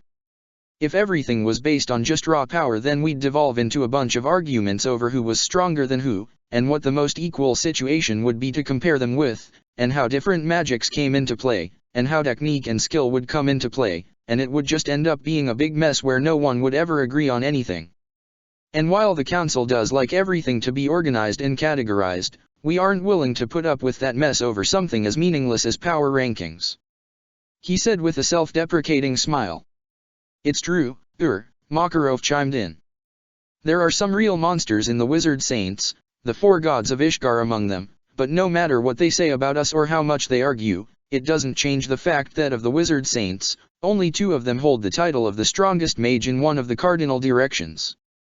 A large grin grew under Makarov's mustache, and God Serena isn't one of them. It does make him quite angry when it's brought up to him, Yahima mentioned with a smaller grin. Stared at the 2 old men as her slightly drunk mind processed what they were saying. Wait, you mean that? Yep. Draculos Hyberion, second among the 4 gods of Ishgar and the strongest man in the east, and Wolfheim, third among the 4 gods of Ishgar and the strongest man in the south. For all the power that he holds as the strongest among the 4 gods of Ishgar, God Serena has never challenged Guildarts for his title. Neither has Warod for that matter, but he's retired and prefers to stay that way. Let out an appreciative whistle. I guess I can see why you wouldn't want a womanizing, forgetful, destructive, old bastard like Guildarts representing the council. Makarov nodded his head and hummed in agreement. Guildarts was already rough enough on Fairy Tale's reputation, and they were known for being a bunch of over-the-top, destructive hooligans. The last thing the council would want would be another Fairy Tale member in the Wizard Saints. They only accepted Warod because they couldn't ignore one of the gods of Ishgar, and Makarov had only gotten in after he had been made guild master and had stopped going out on jobs. Downed the rest of her drink and slung her arms around the 2 old men's shoulders. Well, enough of this council bullshit. Let's go hit the town. Fairy Tale style. The gray-haired men looked at her in surprise. I don't really think, Yahima began, only for her to tighten her hold around his neck and cut him off. Come on. Pheasant's got the kids tonight, and I've seen more lively people in a graveyard than this place. Besides, Ur's grin grew more than a little feral. You were just telling me that you 2 were a couple of hellraisers when you were younger. I'm sure you've still got more than a little of that fire left in ya. The 2 weren't given any chance to protest as dragged them out into the night. There were bars to hit up and drinks to drink, and they were burning moonlight. This was the first time off she had had from her students in a while, and they weren't around to see their respectable teacher get into some wild shenanigans or the aftermath of said shenanigans, so she was going to use this chance to its fullest. Pheasant would be able to handle whatever they threw at him anyways. He was a reliable guy like that. Pheasant rubbed the bridge of his nose as he stared at the 4 vaguely child-shaped blobs of mud in front of him. He was not getting paid enough for this. I don't care what happened, I don't care how it happened, and I especially don't care whose fault it was. What I do care about is how fast you four rugrats are going to get into the bath and scrub off every inch of mud, dirt, and whatever else you're coated in until you're all so clean that you'll squeak with every step you take. Understood. But... Pheasant glared down at the leon-shaped blob that had opened its mouth. That wasn't a question. The four blobs rapidly nodded their heads before rushing out and getting mud all over the place as they did, making Pheasant's headache return. He should have pretended to be asleep when he heard them squish their way towards him. He settled back down and started to drift back to sleep, but the sound of children arguing over who got to go first kept him awake. For the love of... A few minutes later, 4 naked mud blobs were tossed into the large tub in Ur's house to the cry of "You're all first," followed by 4 bars of soap that hit the blobs in the head. Pheasant shut the door behind him and headed back to his nap. There. Problem solved. The next day, when Ur and Makarov got back from their council meeting, Fairy Tale had a party to celebrate Ur's status as one of the wizard saints. Leon was impressed by Ur's new status and actually considered listening to her. Gray lost his clothes and got into a mock fight with Leon that ended with the both of them frozen together by Ur. Urza was ordered not to wear her armor during the party and to relax and enjoy herself. She did until someone bumped into her and made her drop her strawberry cake, causing her to wreak havoc through the guild until she was frozen by Pheasant. Macau and Wakaba gave Kana her first taste of alcohol that she found enjoyable and proceeded to get drunk off her ass for the first time. The 2 older mages found this hilarious until Ur froze them for giving alcohol to a minor. Pheasant spent the party drinking and calling Ur saint Ur, much to her exasperation and annoyance as she couldn't freeze him solid in retaliation. The party ended with everyone passed out around the guild, and Ur and Pheasant sleeping next to each other back by their table. Oh, make guild arts' problem. Pheasant and Ur sat in the middle of Fairy Tale calmly drinking their tea as they ignored the chaos going on around them. Makarov had found a pink-haired kid who could use magic wandering through Magnolia Town on his way to the guild and had invited him to join Fairy Tale. The boy's name was Natsu, and he fit right into the guild if the way he was already getting into fights with everyone else his age was any indication. Ah, the exuberance of youth. So, what do you think of our newest member? Makarov asked the 2 ice mages. He's certainly an excitable one, isn't he? Ur said. More of a loud one if you ask me, Pheasant said as Natsu's shouts of challenge rang out through the guild. He's only been here for less than an hour and he's already challenged Urza to a fight 6 times since he's met her. Urza, fight me? Make it 7, Pheasant deadpanned. Makarov chuckled at that. That he has. So, his expression grew serious as he leaned in closer to the 2 S-class mages. Which one of you is taking him in? What? Ur shouted in surprise as Pheasant choked on his tea.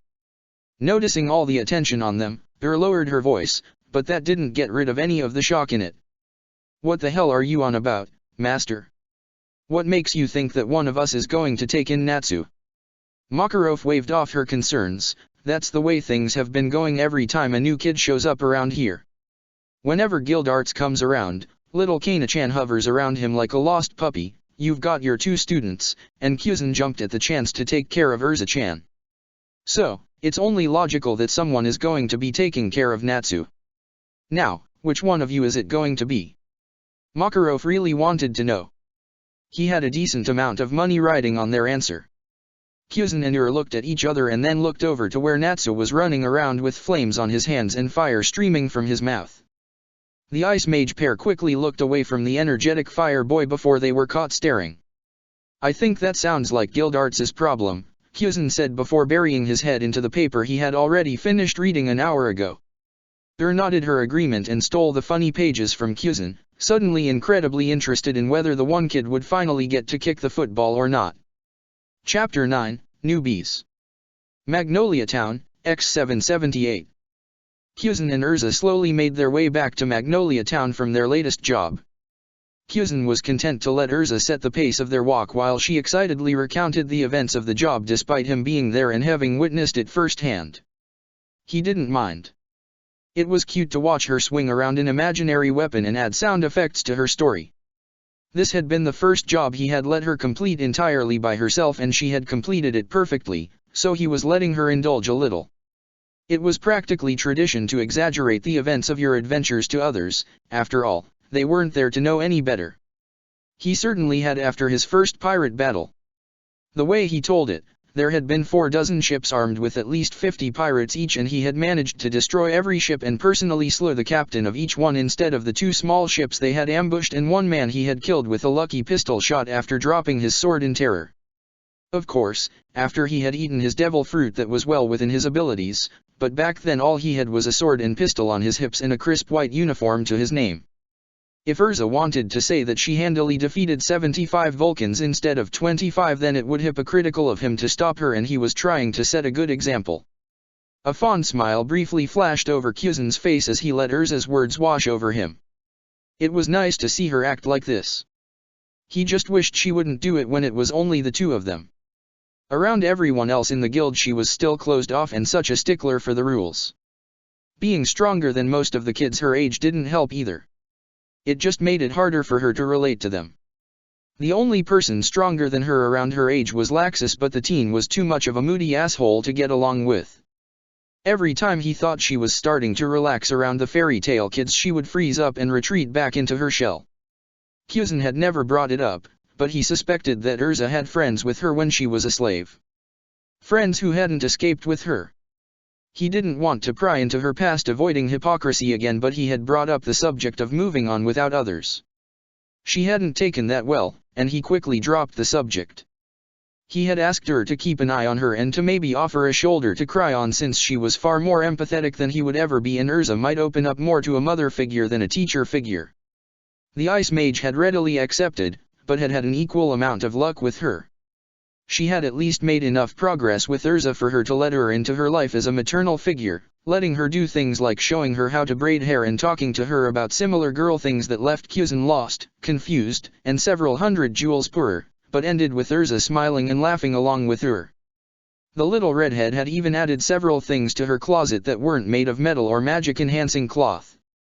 And if Ur got to experience some things she should have with her own daughter and it erased some of the lines on her face, then that was just an added little bonus. Having to take care of Gray and Leon during their little outings was something he could do without, though. Pheasant swore that he could sew clothes into Gray's skin and the little bastard would still manage to strip himself at the least opportune moment. The amount of times concerned parents had yelled at him for teaching him such perverted things. Gray wasn't even his kid, damn it. And Leon was just as much of an asshole as Laxus, with twice the moodiness ever since he finally lost to Gray. He didn't hate the kid, but the amount of restraint it was starting to take to keep himself from punting Leon across town whenever he was a dick to her was becoming too much, even for him. The worst part was watching what it did to her. Leon was, and technically is, her first student, and it was tearing her up inside to see him act like an ass. No matter what method she tried, she just couldn't reach him. Ever since he lost to Gray, he had given her the mother of all cold shoulders. Their conversations had devolved into her trying to get him to listen, and him grunting in response and doing whatever he wanted. Pheasant had wanted to smack him upside the head several times for the way he treated her, but she had always stayed his hand. Their relation was like a ship with a broken keel, too far gone to fix but not broken enough to sink yet. She was trying her damnedest to fix it, but it was just a lost cause and everyone could see it. Even her, she was just too stubborn to admit it. All that was coming out of it were long nights staying up with a bottle and her feelings of failure. Her blamed herself for the whole mess, claimed that it was her faults as a teacher that led to this, when it was clear to Pheasant that Leon had written her off years ago, ever since that night when he came to him and demanded that he become his teacher.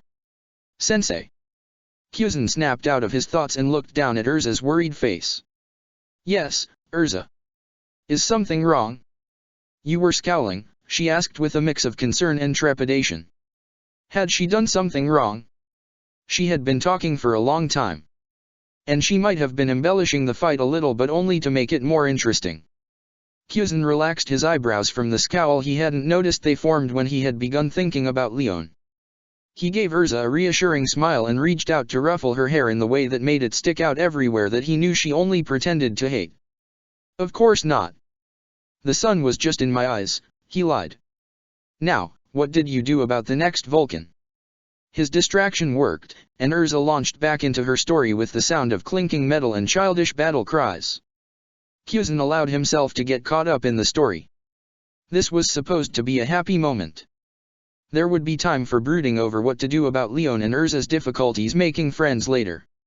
Now was a time for stories and stopping at the little ice cream parlor for a double scoop of strawberry for Urza, and a scoop of blueberry for himself. Once they reached Magnolia Town, however, they were met with a surprising sight. The entire town had shifted to create a straight path leading directly to the guild. Pheasant ran a hand through his hair. Arrera, looks like Guild Arts is back in town. Great, now they were going to have to make their way through the maze of condensed buildings to get to the ice cream parlor. He sighed, at least he could spend some time catching up with Guild Arts later. The younger man was a good drinking companion as long as he didn't destroy his mug and spill beer everywhere. Or destroy the bar and get them kicked out with an expensive repair bill tacked onto their tab right above a lifetime ban. It was a shame too, he had really liked that bar. Pheasant finished off the last of his cone right before entering Fairy Tale and massaged his forehead as the brain freeze hit.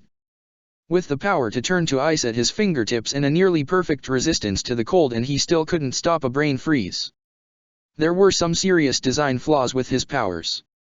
Behind him, Urza continued to savor her ice cream while wandering over to where the other mages her age had gathered. He let her go with a warning to be careful with her treat, which was honestly more for the benefit of the other kids. He didn't need her getting pissed and wrecking the guild again just because someone bumped into her and made her drop her ice cream again. A quick look around showed a hastily boarded up hole in the back of the guild that let him know that Guild Arts must have gone to his house already, so Pheasant made his way over to his and Ur's table and ordered some tea. Ur had taken Gray and Leon out on a job that was sure to do nothing to relieve the tension between the three, so he had nothing better to do than sit back and hopefully catch up on some sleep. With that thought in mind, Pheasant slid his sleep mask down and let himself drift off. The sound of shattering wood woke Pheasant up from his nap. He lifted his mask and wasn't surprised to see Guild Arts walking through the reopened hole in the back of the guild. The younger man grabbed 2 beers and made his way over to Pheasant with a big smile on his face. "Hey, old man. Hope I didn't wake you up from your afternoon nap," he said, knowing damn well that he had. Pheasant took the offered drink and checked the clock. 7:30? 3 hours was kind of short for a nap, but there wasn't much point in trying to pick up where he left off. The results of that strange dream with him and a giant penguin would forever remain a mystery. "If you didn't want to wake me, then you could have used the front door like the rest of us," Pheasant drawled back in reply. Guild Arts just waved him off. The hole was already there, doesn't really matter if I open it up again." Pheasant gave him an unconvinced that Guild Arts chose to interpret as agreement. "So what's the big bad ice giant been up to these last few weeks? Urza still following you around like a lost puppy?" Pheasant held up a finger. It's been 3 months since you were here last." "Semantics," Guild Arts dismissed. "Months are just a broad term for weeks." "Gods, you need a calendar," Pheasant muttered under his breath before raising his second finger. 2. You don't have any room to talk about lost puppies considering you've got a pair of your own that are always nipping at your heels. The first time Guild Arts had returned to the guild after Ur and Pheasant had joined, he had happily taken them out for drinks to catch up on what he had missed and see how they were settling in. Several glasses and a few too many jabs later, Guild Arts had been elected to take care of Natsu and Kana while he was there, since Pheasant and Ur were too busy playing house with their own brats, as he called them. The slightly inebriated S-class mage had been more than willing to agree to the challenge and declare that he'll make them strong enough to wipe the floor with Pheasant and Ur's kids. All of them, at the same time. He had also agreed to sign a contract to show them that he was completely serious and willing to put his money where his mouth was. Needless to say, the look on Guild Arts' face the next morning when he read the contract the three of them had signed and exactly how many jewels they were betting would forever hold a special place in Pheasant's heart. And a prominent one in the living rooms of his and Ur's houses in golden picture frames over the fireplaces. Guild Arts had grumbled and cursed at them for taking advantage of a drunken man's ramblings, but had honored the bet and started training Kana and Natsu that day. Granted, his version of training seemed to be of a similar vein as Pheasant's, but with less teaching technique and more practical fighting. The two bitched and moaned about it, but Guild Arts did take them out to do other things like fishing and shopping. Being semi-responsible for 2 kids also made him start stopping by the guild more often and taking on less jobs at a time. Now he'd carry them around in a bag on his hip instead of in the sack he used to use. Guild Arts conceded Pheasant's point with a tilt of his head and slight shrug. The older man rolled his eyes and held up his third finger. Third, she just completed her first solo job, a real one, not the chores we normally send them out on. All by herself, huh? Kids growing up fast. She'll probably make us old-timers obsolete in a few years, Gildarts mused. He glanced over to where the kids were goofing around and watched Urza berate Natsu, probably for doing something reckless. She must have been doing it for a while since Natsu hadn't tried to attack him as soon as he walked in. Gildarts returned his attention to Pheasant and gave him a challenging smirk. Well then, I guess I'll have to take my brats out on more jobs to catch up to your kid, Pheasant. My student, Pheasant corrected. She called him sensei, not dad. He was her teacher, not her father, despite what everyone in the guild seemed to think. He just let her live in his house, taught her valuable skills and life lessons, and watched over her so that she wouldn't get in trouble. As a teacher. And you're just going to use them to help you pick up women. Hey. Gildarts protested. I'll have you know that I don't need a couple of brats to help me get lucky. All I need is my great looks and natural charm. I now doubt every story you've ever told me that ended in you sleeping with someone. Gildarts snorted at Pheasant. Ha ha ha. You should look into being a part-time comedian instead of a part-time bum. He told him. A pensive look crossed Gildarts' face. What Pheasant had said had reminded him of something he had noticed before he had left. Something he was really regretting forgetting now that he had remembered. He leaned in a little and motioned for Pheasant to do the same. Speaking of picking up women, the last time I was out on a job with the kids something funny happened. I was hitting on this hot chick brunette, chocolate eyes, great rack and a matching ass, with legs for days. Your usual type, Pheasant dryly interrupted. He had settled into position for another one of Gildarts' tales of wooing the various ladies of Earthland, cheek on his fist and eyes half open. He suspected that he was the only consistent person Gildarts could tell these stories to, and he didn't even do that if Ur was present. The poor, lonely bastard. At least he paid for all the drinks during these stories. Shut up. Gildarts shot back. Anyways, I'm chatting her up and of course I'm with the kids so they come up. Natsu hears his name with those ridiculous dragon ears of his and the two come wandering over to see what we're talking about because they're a couple of nosy little brats. Almost as if Gildarts had planned it to illustrate his point, Natsu chose that moment to realize that Gildarts was back. He came bounding over to their table with his fist cocked back in a cry of, Gildarts, fight me! At the sound of his name. Without stopping his story or looking up, Gildarts reached behind his back and grabbed Natsu by the face, pulled him forward over the table, then sent him flipping ass over tin cup into the rafters. He then continued as if nothing had happened. So, she does the usual, oh your kids are so cute, spiel and I explain that I'm their mentor. In the loosest sense of the word. Fuck you, I take great care of them. Natsu fell out of the roof and onto the table with a dull thud. Gildarts stuck a lit match in his mouth and sent him on his way with a pat on the back that launched him across the room. Like I was saying, I say that I'm their mentor not their father and I see Kana flinch out of the corner of my eye. I'm not talking about a, ugh, you're so embarrassing, cringe, it was a full-on that hurt flinch. So I give her a closer look and there's just so much hurt in her eyes before she blinks and then it's gone. Pheasant furrowed his brow and sat up. That sounded like it could be serious. Did you ask her about it? Gildarts sighed in frustration. Yeah. As soon as I got her alone that night I brought her dad up. He dragged his hand down his face at the memory. I've gotten a better reaction from a husband walking in on me with his wife. He saw the judgmental look on Pheasant's face. In my defense, I found out she was married the same time that guy found out she was cheating on him with a stranger. Gildarts shook his head. He was getting off track. So. I backtrack and let her settle down for the night, but that got me thinking about her parents. I know she's an orphan since she was living in the orphanage before I built her and Natsu that house, but I assumed that her parents were dead. What if her dad's actually an asshole that walked out on her and her mom? What should I do about that? Should I try to be her father figure and give her someone to look up to? Would that push her away if I tried? He thumped his forehead on the table and almost let out a brief burst of magic. Only the knowledge of what Ur and Pheasant would do to him if he destroyed their favorite table lent him enough strength to suppress it. Pheasant took a sip from his beer as he mulled over Gildarts's dilemma. That was a far more complicated problem than he believed he was qualified to deal with. I have 2 questions. 1. How the hell did you forget about this until now? Give me a break. We were doing a series of jobs on the way back to the guild, and on the next one Natsu almost got eaten by a giant worm thing, and the one after that ended in us burning down a forest.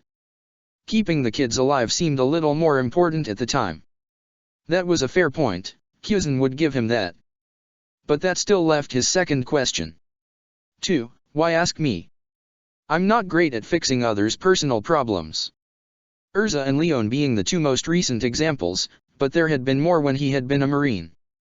Before he had been made an admiral, he had been in charge of his own ship and crew. His solution for those problems had been either send them to the ship doctor or lock them in a room with each other and let them punch it out. That didn't have the best success rate, as the 7 maimings, 4 murders, and 1 awkward time the crewman had been caught making out could attest to.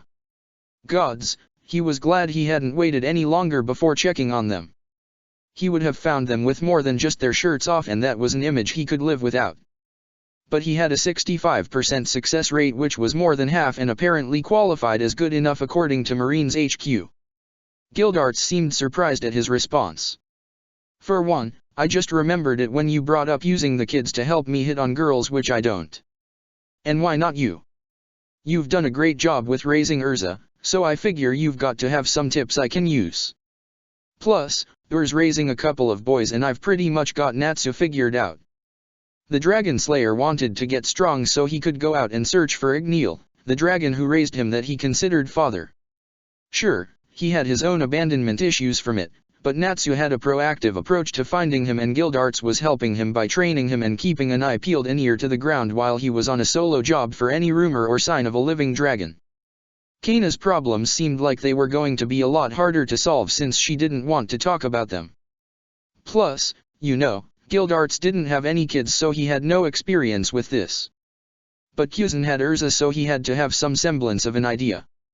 I haven't made much progress with Urza. She's still clamped up tighter than a giant clam around anyone that isn't me, he argued. That's still better than me with Kana. Gildarts pointed out. Besides, you're starting to go gray. Doesn't that come with some old guy wisdom?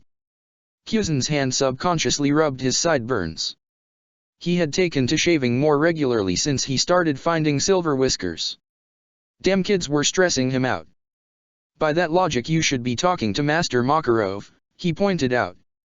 Gildarts looked at him in confusion before remembering that Pheasant was still pretty new to Fairy Tail.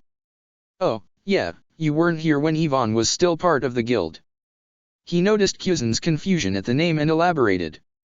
Ivan's master's son. 10 times more of a prick than Laxus, and with a bit of a sadistic streak to match. He liked to act real entitled because his dad was the master and pulled a lot of shit. Enough that Makarov eventually had to kick him out. Gildarts grimaced at the memory. It was really hard on him to do that, and he doesn't like to talk about it. Strained his relationship with Laxus too. Kinda of the reason he's such a dick now that I think about it. Anyways, Makarov doesn't like to talk about Ivan, so best not to bring it up. Yeah, Pheasant finished. He leaned back in his chair and sighed again. I don't know what to tell you. You haven't screwed it up yet, so just keep doing what you're doing, I guess. Just don't bring up her dad or you not being her dad around her. Honestly, Ur'd probably have a better idea of what to do. She did have a daughter. Yeah, but that's a pretty painful subject with her. Gildarts matched Pheasant's earlier sigh and finished his drink. But that's all that I was able to come with too.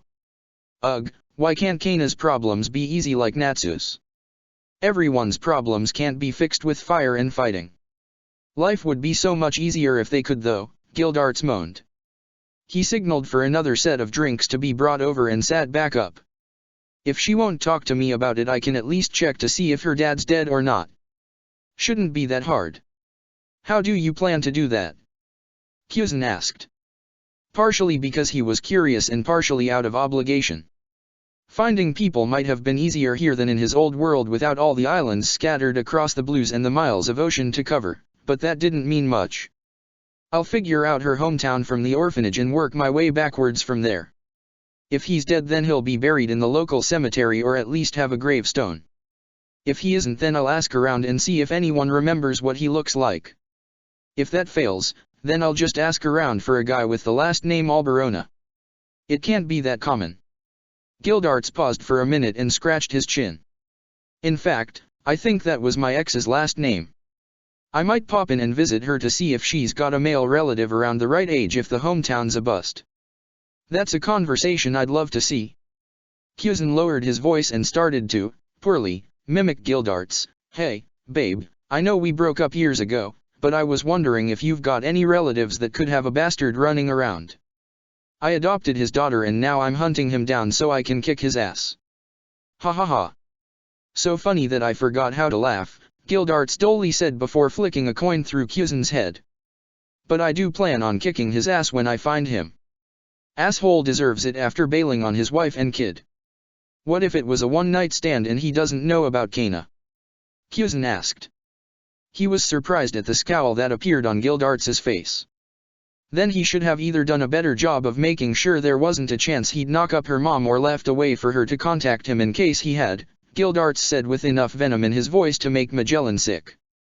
Gildarts's anger loosened his already imperfect control over his magic and he quickly ended up with a destroyed mug in his hand and a wrecked chair under him that left him covered in beer and falling on his ass with a surprised oof. Gildarts shook his arms out to try and get some of the beer off of him to no effect and sighed. Well, at least I didn't break the table, he told Pheasant with a lopsided smirk. Fairy Tale's Ace climbed to his feet and rubbed at his bruised butt. Sorry about that. Have another beer on me while I go and change clothes. When I get back I'll tell you about my job while you kick my ass in darts. Pheasant raised his mug in acknowledgement. Sounds like a plan. If Gildarts didn't want to talk about what that was then he wasn't going to ask, but it seemed like his kids weren't the only one with parental abandonment issues. Walked into the guild with her students in tow and gave it a quick once-over. Hole in the back of the wall that hadn't been boarded up yet? Gildarts was here recently, but had left for his house. There were a few new faces playing with Natsu, Kana, and Urza. She'd have to ask Pheasant or Master about them. Speaking of Pheasant, she saw him snoozing at their table. She sent Gray and Leon off to meet the new kids and hoped that Leon wouldn't be too standoffish to kids his age that he just met. After reporting the job done to Makarov and paying the repair fund tax, she grabbed a pair of mugs and headed over to Pheasant. Pheasant sensed her approaching and lifted up one corner of his mask. Do you want to talk about the job or vent about it? He asked. The distinction between the two was important. One option let him keep the mask on and he only had to make vague noises to indicate that he hadn't fallen asleep when her paused for a breath. He liked it when she vented to him. And judging by the fact that she let him keep his mask on, didn't mind that he didn't pay attention, she was probably glad to have someone to talk at. The job was fine. Lyons was a disrespectful little brat, but it wasn't any worse than usual. I know what his usual is like. That isn't a good thing, Pheasant warned her. I'm working on it, she reassured him to little effect. She had been working on it for almost a year. Her lack of progress was starting to eat at her. How was Urza's first job? I assume it went well since she's here in one piece and most of your hair is still black. Pheasant went with the change in subject. It went well. She tries to hide it, but this was a major confidence boost for her. If you ask her about it then she'll talk your ear off about how dangerous it was and how easily she handled it. How many dragons did she slay? Asked with a knowing smile. She still remembered her first job and the bragging that came with it. None since Natsu's here. But she has moved up to a small army of Vulcans from the original 25. Chuckled. Nice to see that she's pacing herself. She slid Pheasant's drink across to him and he grabbed it without removing his mask. Anything interesting happened before I got here? Pheasant shrugged.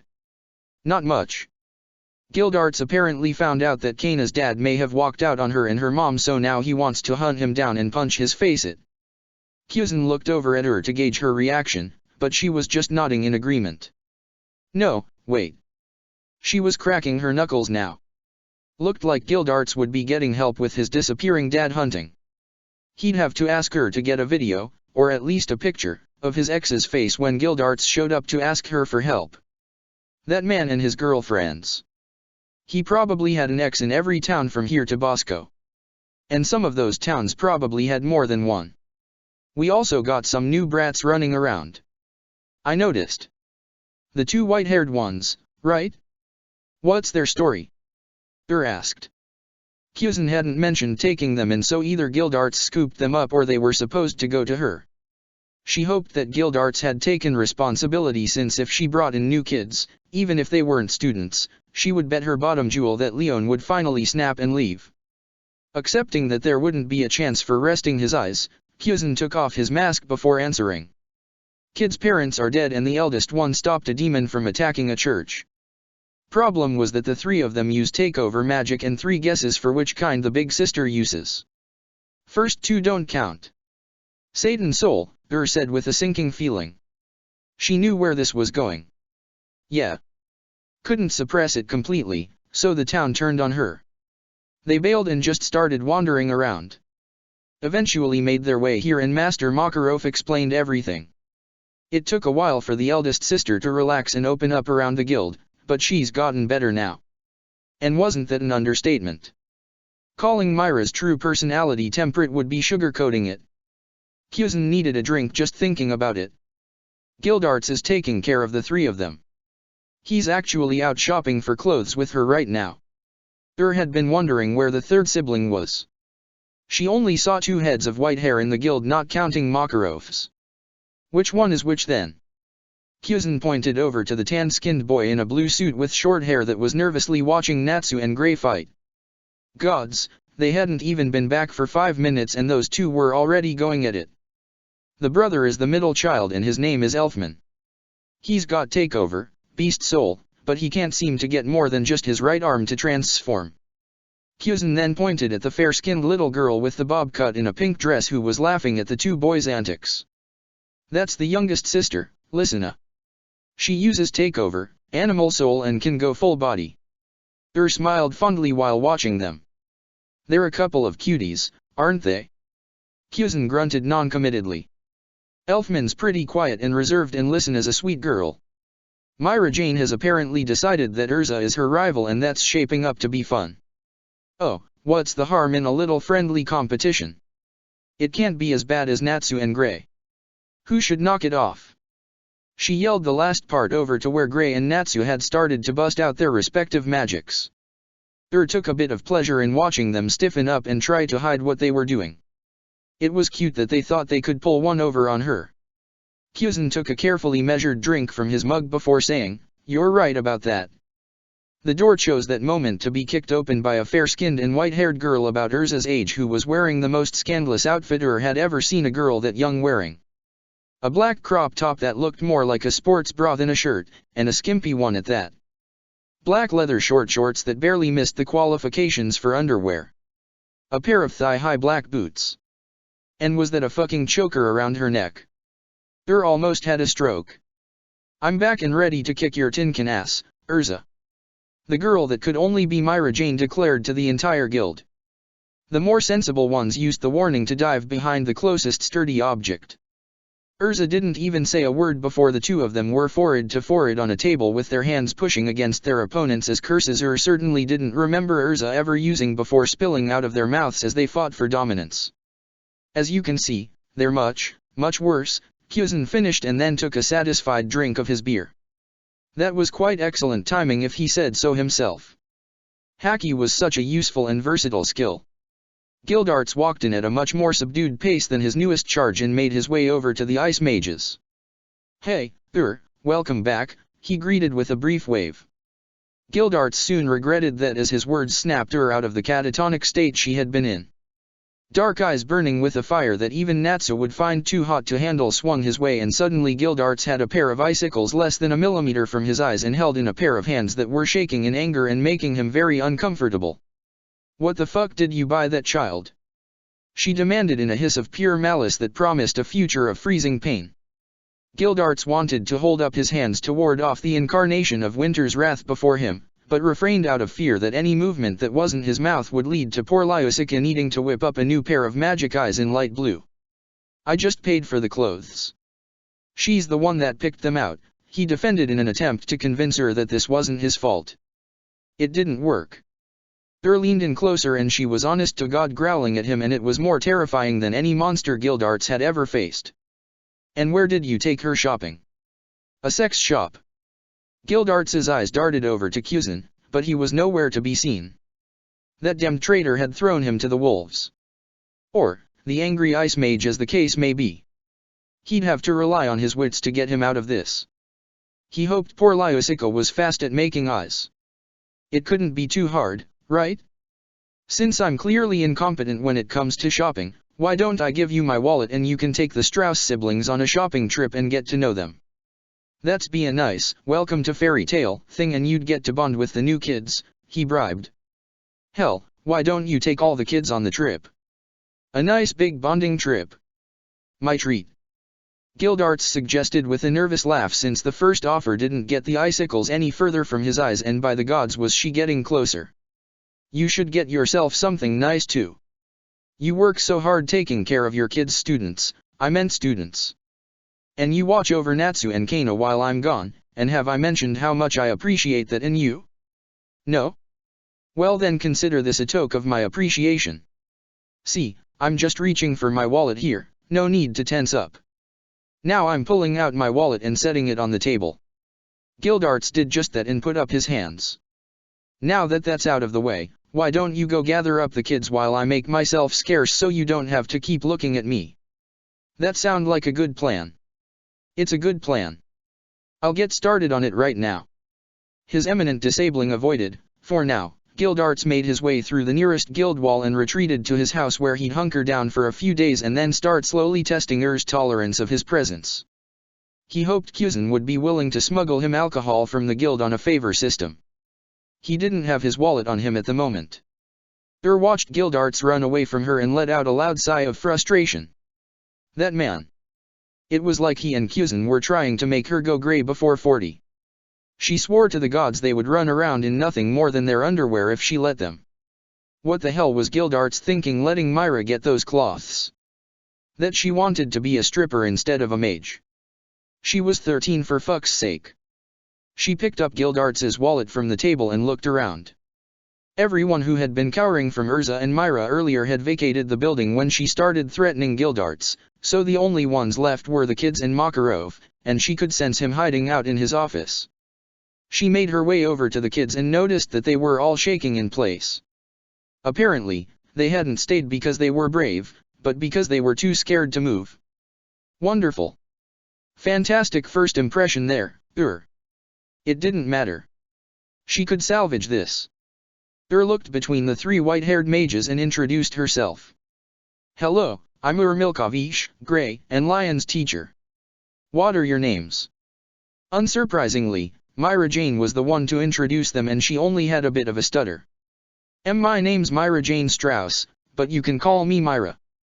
These are my siblings, Elfman and Lysina. Well, it's nice to meet the three of you, said with a smile. I'm sorry if that earlier display frightened you, but Gildarts tends to space out and not pay attention to what he's doing, so I had to remind him of what isn't appropriate. She shot a meaningful glance at Myra's outfit that the girl noticed. She tried to pull her shirt down so that it covered a bit more, but that only caused a vein to pop on Ur's forehead. To make up for it, I'm taking everyone out on a shopping trip. The girls perked up at this while the boys groaned. No complaining, snapped, and the boys instantly clammed up. Tomorrow, Pheasant and I will take you all around town and we can pick out some new clothes that you'd want to wear. You can take as many as you want and then we'll stop for ice cream after, okay? The kids all cheered at that, and after telling them to be ready at the guild at 8 sharp, retired back to her table. She took possession of Pheasant's mug while she waited for him to come slinking back in the guild, and she could inform him that he had volunteered to play pack mule and cat herder tomorrow during the shopping trip as punishment for being stupid enough to let Gildarts buy a kid clothes unsupervised, and also because she knew he wouldn't see anything wrong with what Gildarts had bought. He had let Urza get a set of armor for her first set of clothes after all. Shook her head in despair. Why was she the only sensible person in this guild? Oh make, don't tell her. Gildarts grabbed 3 drinks from the bartender and made his way over to where Natsu and Kana were sitting. He sat down heavily in his seat and placed the mugs down in front of him. Here we go. 1 beer for me, 1 for Kana, and 1 rum for Natsu. Gildarts handed out the drinks before pulling out one of the many books of matches he had started carrying on his person since taking in Natsu. He tossed it over to Natsu and the Dragon Slayer eagerly struck the match and ignited his drink. Now, remember the golden rule about drinking this stuff, guys. Kana waved him off with one hand as she used the other one to empty her mug already.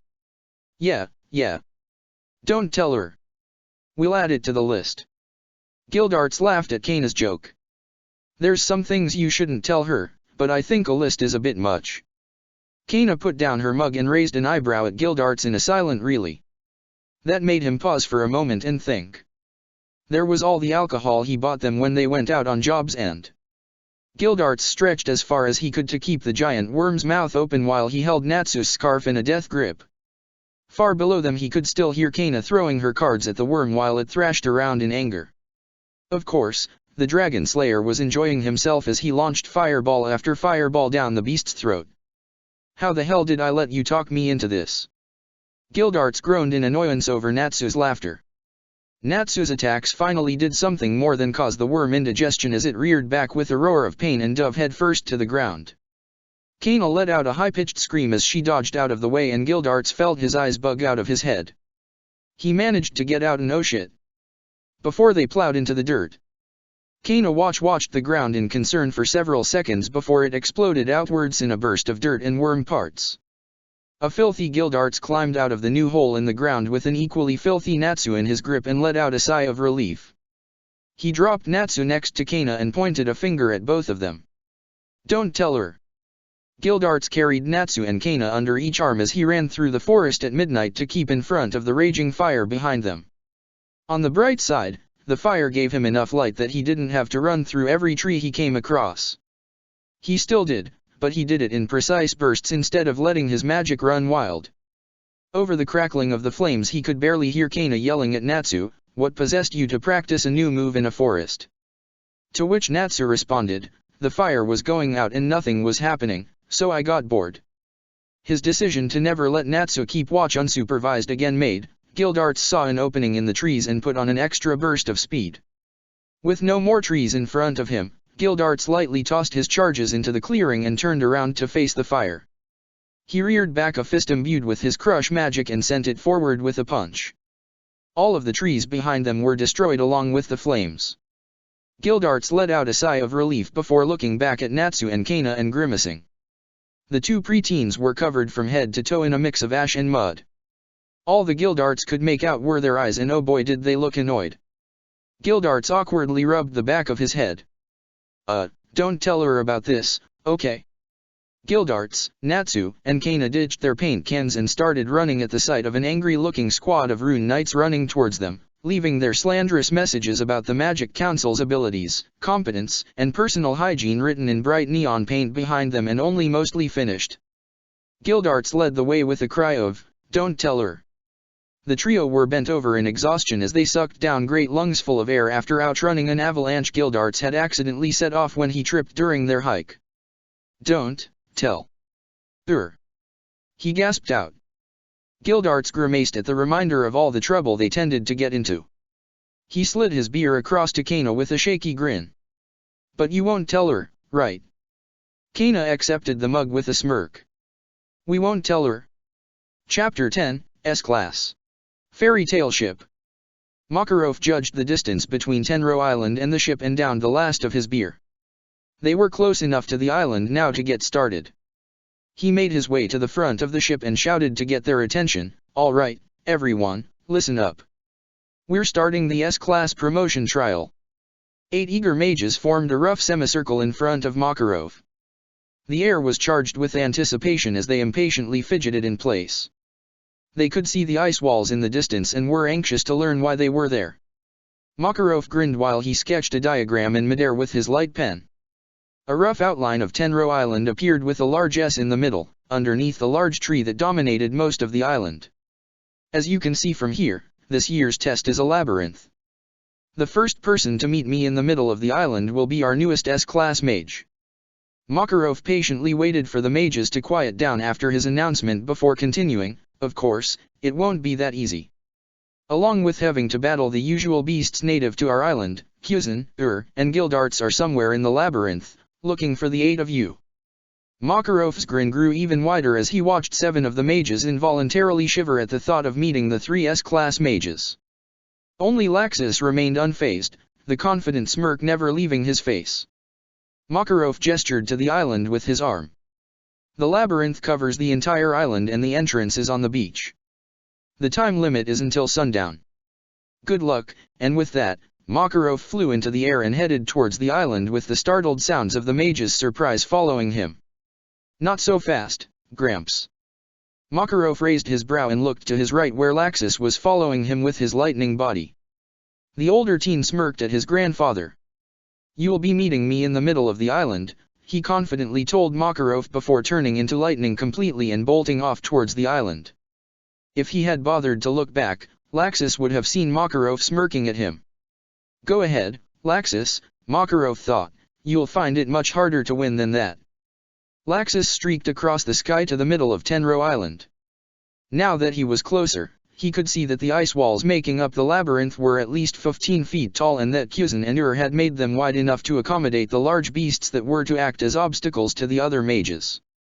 Laxus snorted in his head. Those weaklings wouldn't even get to step foot on the island before he became an S-class mage. He focused on the center of the labyrinth where he could see Makarov had set up a nice little camp to wait for the candidates. Looks like he'd be the one waiting for Makarov. Laxus had nearly reached the middle when something grabbed him by the back of the neck and stopped him in his tracks. He shifted out of his lightning body in surprise that someone had touched him in that form, let alone stopped him. I was intangible. Who the hell grabbed me, he wondered before turning around and seeing his captor. A full-sized Pheasant was laying across a pillar of ice with one leg sticking up and his cheek resting on his fist, the other hand holding Laxus in place. Strangely, he was wearing a pair of swim trunks and a Hawaiian shirt similar to the ones Makarov always wore during these trials. The lazy mage raised an eyebrow at Laxus's surprised expression. Arera, don't be in such a rush, Laxus. And I spent a lot of time on this maze. The least you could do is take the time to admire it. Laxus tried to shock the older mage, but Pheasant quickly froze him for his attempt and casually tossed him over his shoulder and into the maze below. The tall mage gave a jaw-cracking yawn as he sat up to look out over the labyrinth. Guess the trials started already. I wonder where Makarov is? He was supposed to get here first, Pheasant muttered to himself.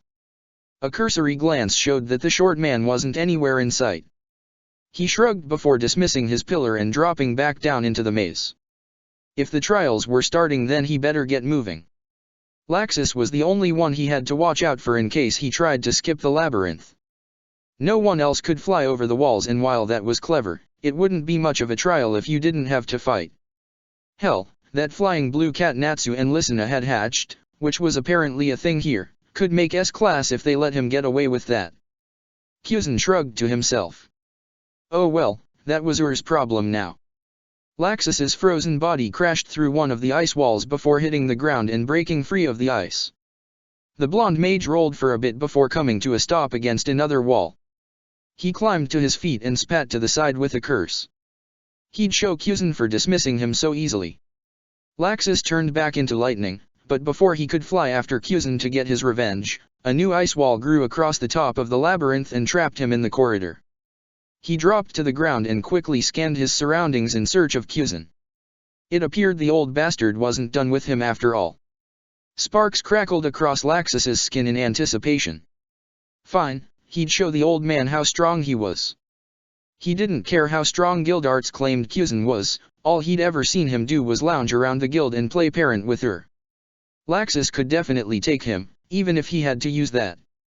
Before Laxus could find Pheasant, the labyrinth walls disappeared and the roof expanded until he was standing in the middle of an enclosed arena with an S-class ice mage standing across from him with a smirk on her face.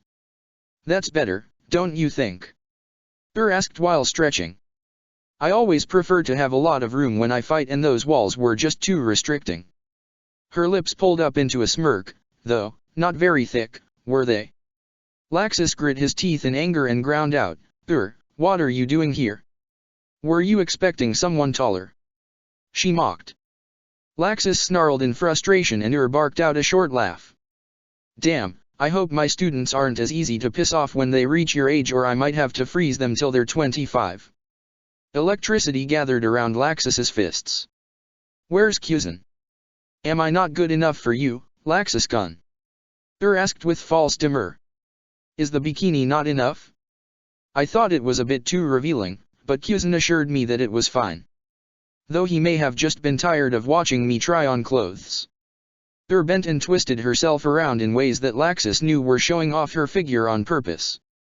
That damn green bikini left very little to the imagination. Laxus, are you blushing? That's adorable. Shit, she had noticed. Is that what the problem is? Am I making you hot and bothered? Damn her, this was a serious matter and she was treating it like a trip to the fucking beach and himself like a kid just hitting puberty. Laxus turned into lightning and shot across the ground. If wasn't prepared to fight, then it was her own fault if she got hurt. With a cry of rage, he swung a vicious haymaker at her face. Booming thunder. Electricity discharge across the arena and the sound of the impact echoed around the chamber. Laxus smirked in satisfaction. He could feel that he had landed a solid blow. His smirk quickly died when he felt his hand begin to grow cold. The dust cleared and Laxus was stunned to see her standing there with an open palm covered in ice that had stopped his punch in its place. He could see that she had been forced back a few inches, but other than that she looked completely fine. Shook her hand to both get the feeling back into it and remove the chips of ice covering it that hadn't been destroyed by Laxus's punch. The kid packed a wallop to be sure, but she sparred with two men that hit well above his weight class on a regular basis. His punches weren't anything to be concerned about. Smirked. Did I hit a nerve? Don't worry, Laxus Gun, I'll be gentle, she promised before putting her hands together and activating her magic. Ice Make, Rose Stem. A large rose stem slammed into Laxus's chest and sent the teen flying backwards into a wall. The thorns on the stem then shot out and dug into the floor and wall to hold him in place. Sit tight, kid. This won't take long. She could see the veins bulging on him from here. That kid's blood pressure was way too high. Makarov had warned them that Laxus's pride was getting worse and he was worried that it might get him killed if he didn't learn to let it go. This year was really Laxus's trial. The other 7 candidates were strong, but none of them held a candle to the young lightning mage. They'd probably wouldn't make it through the labyrinth before the time limit was up. With that in mind, the 3 S-class mages had come up with a plan to test Laxus's temper. Whoever Laxus faced would do their best to piss him off and make him focus on fighting them instead of finishing the trial. Laxus was strong, but he tended to be wasteful with his magic power and relied too much on landing a strong blow in the beginning of the fight before his opponent could get a read on his fighting style or charge up their own powerful spell. With Laxus's strength that was good enough for most fights, but it wouldn't be against the 3 of them. They were going to draw him into a fight he couldn't win, and if his pride wouldn't let him run away from them and reach Makarov in the middle of the labyrinth, then he'd fail and have to try again next year. If he was able to make the smart decision of abandoning his pride and finishing the goal, they'd let him get away and join them as an S-class mage. And knew the best way to piss Laxus off was to make him think you were looking down on him. That and mention his father or imply that his strength came from being a Driar, but she knew better than to press those particular buttons. She wanted to make him angry, not send him into a mindless rage. Pretending to care more about her looks and treating a fight with him like it wasn't going to be difficult was more than enough to set him off. Sure enough, Laxus discharged electricity from his entire body with a loud roar of anger and destroyed both her rose stem and the wall behind him. Instead of using the opening to flee, he charged forward and tried to engage her in hand-to-hand combat in an attempt to use his superior height and lightning-enhanced strength to his advantage. Booming thunder after booming thunder began to rain down on her, but it was no use. The older woman created a pair of ice gauntlets that were letting her match Laxus blow for blow while her cooler head let her strike when Laxus overextended himself in reckless attacks. The only damage he was doing came from the bursts of electricity that he would unknowingly give off at random intervals. Eventually, was able to hit him with a vicious shot to his diaphragm that briefly knocked the wind out of him. She then brought both fists down on his head and forced him to his knees. He glared up at her with a scowl on his face, but before he could say anything, sent him flying with a punch. She watched Laxus skip once, then turn into a bolt of lightning and flash away. He was zigzagging all around the arena, and despite her best efforts, couldn't keep track of him. Laxus took the first opening he saw and body-checked her from behind. He followed it up by bolting ahead and kicking her before she touched the ground. She slammed into a wall, and then Laxus punched forward with his electrically charged fist. Breakdown fist. The large lightning blast shaped like a fist shot forward and hit Ur's position with a mighty crack of thunder.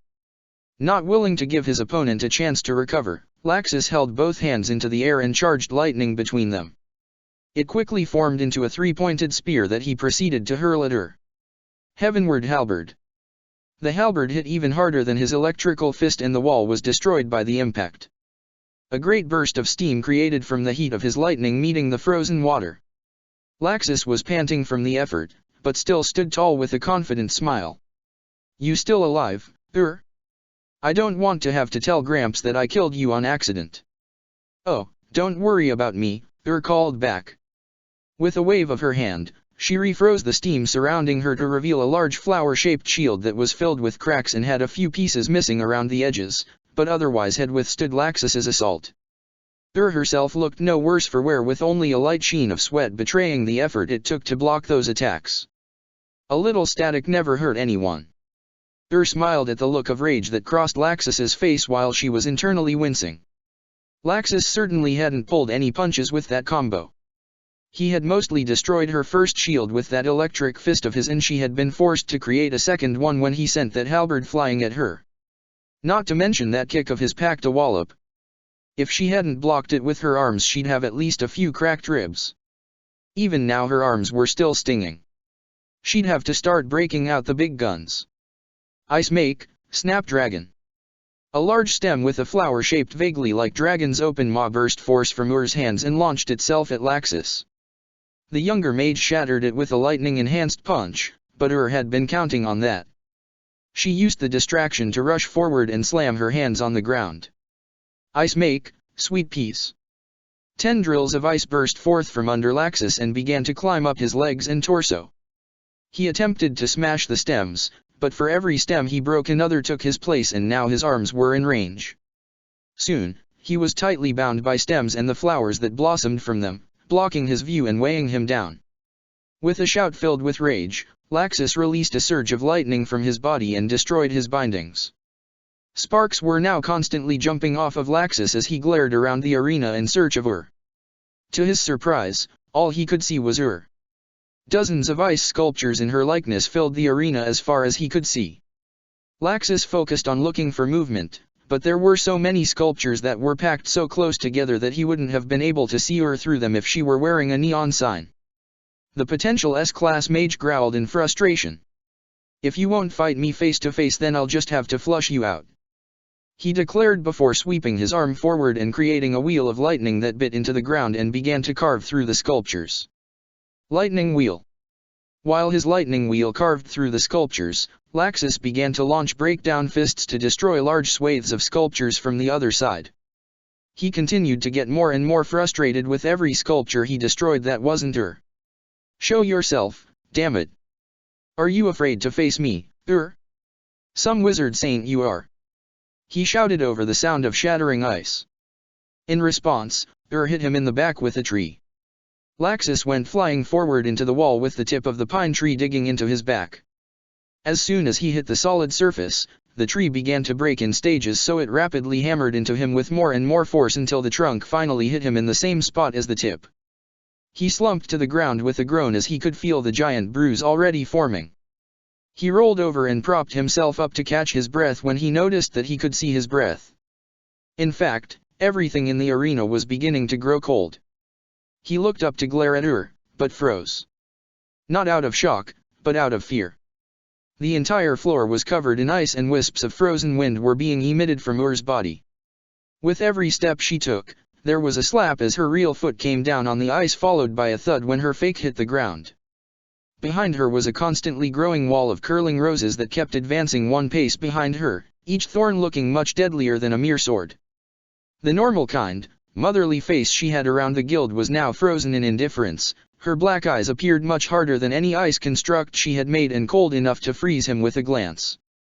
This was Ur's true power, the power of a wizard saint. Well? Come on, Laxus. Here I am, in your face, she told him in a dull tone, as if she were bored despite being in the middle of a fight.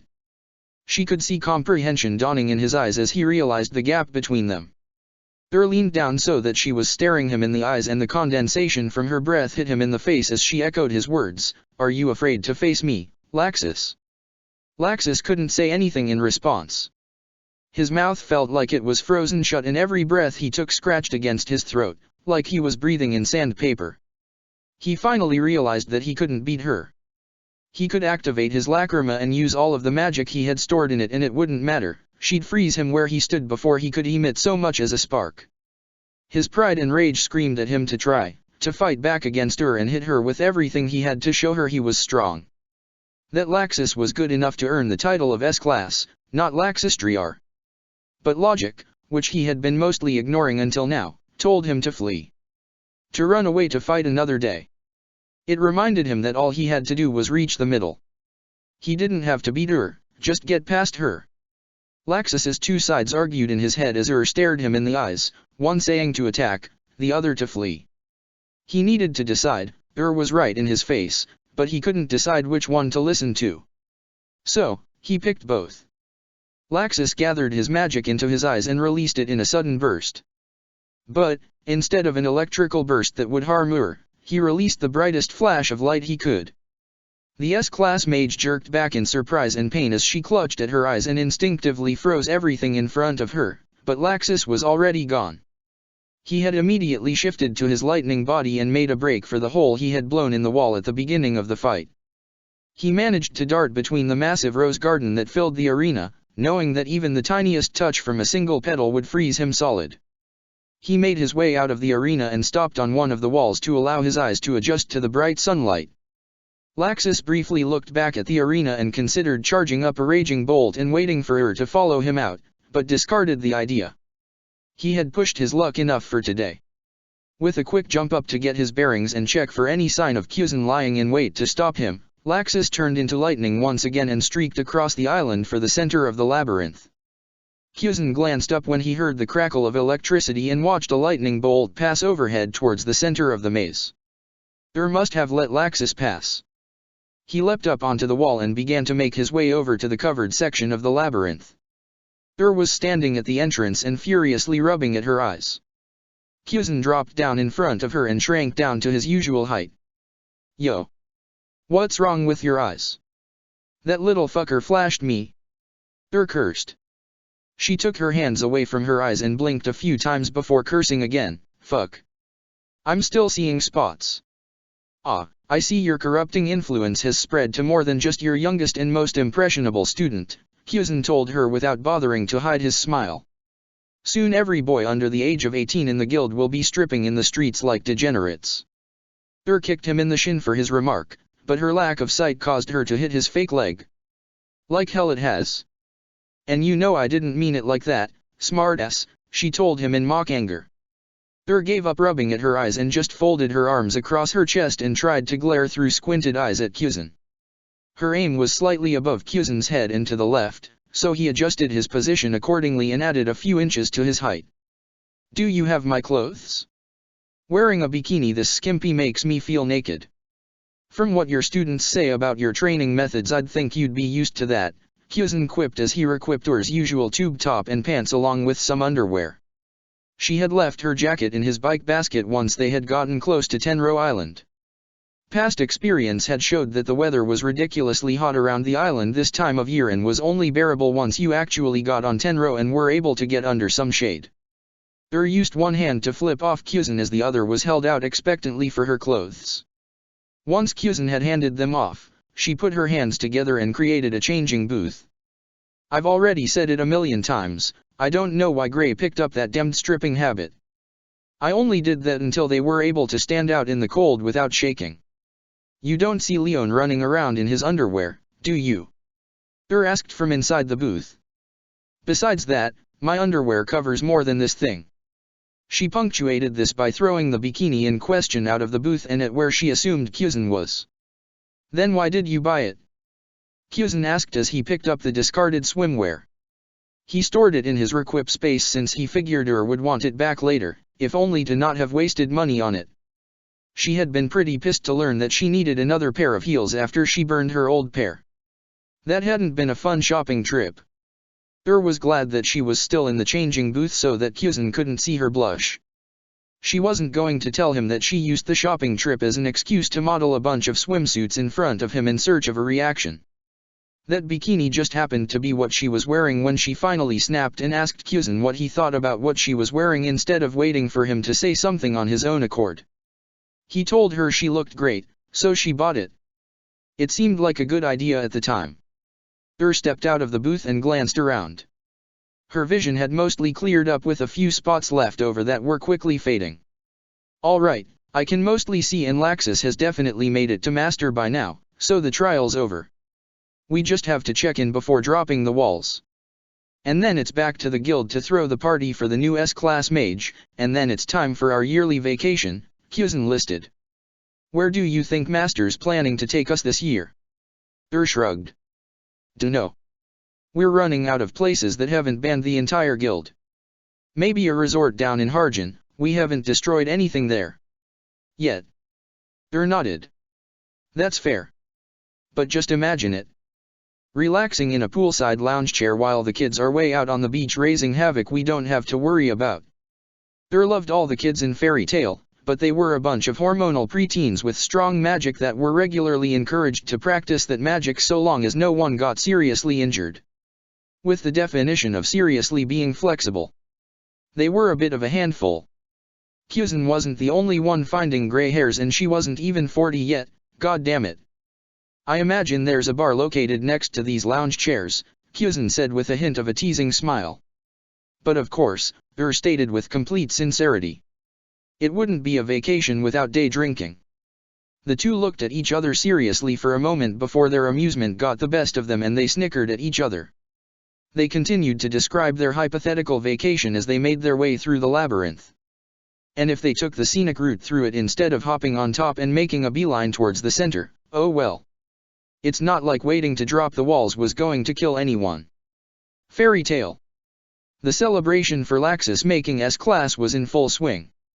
Beer was flowing, spirits were high, punches were being thrown, and the mage of the hour was the center of attention and looking like he'd rather die than have to put up with the guild's exuberance and eccentricities.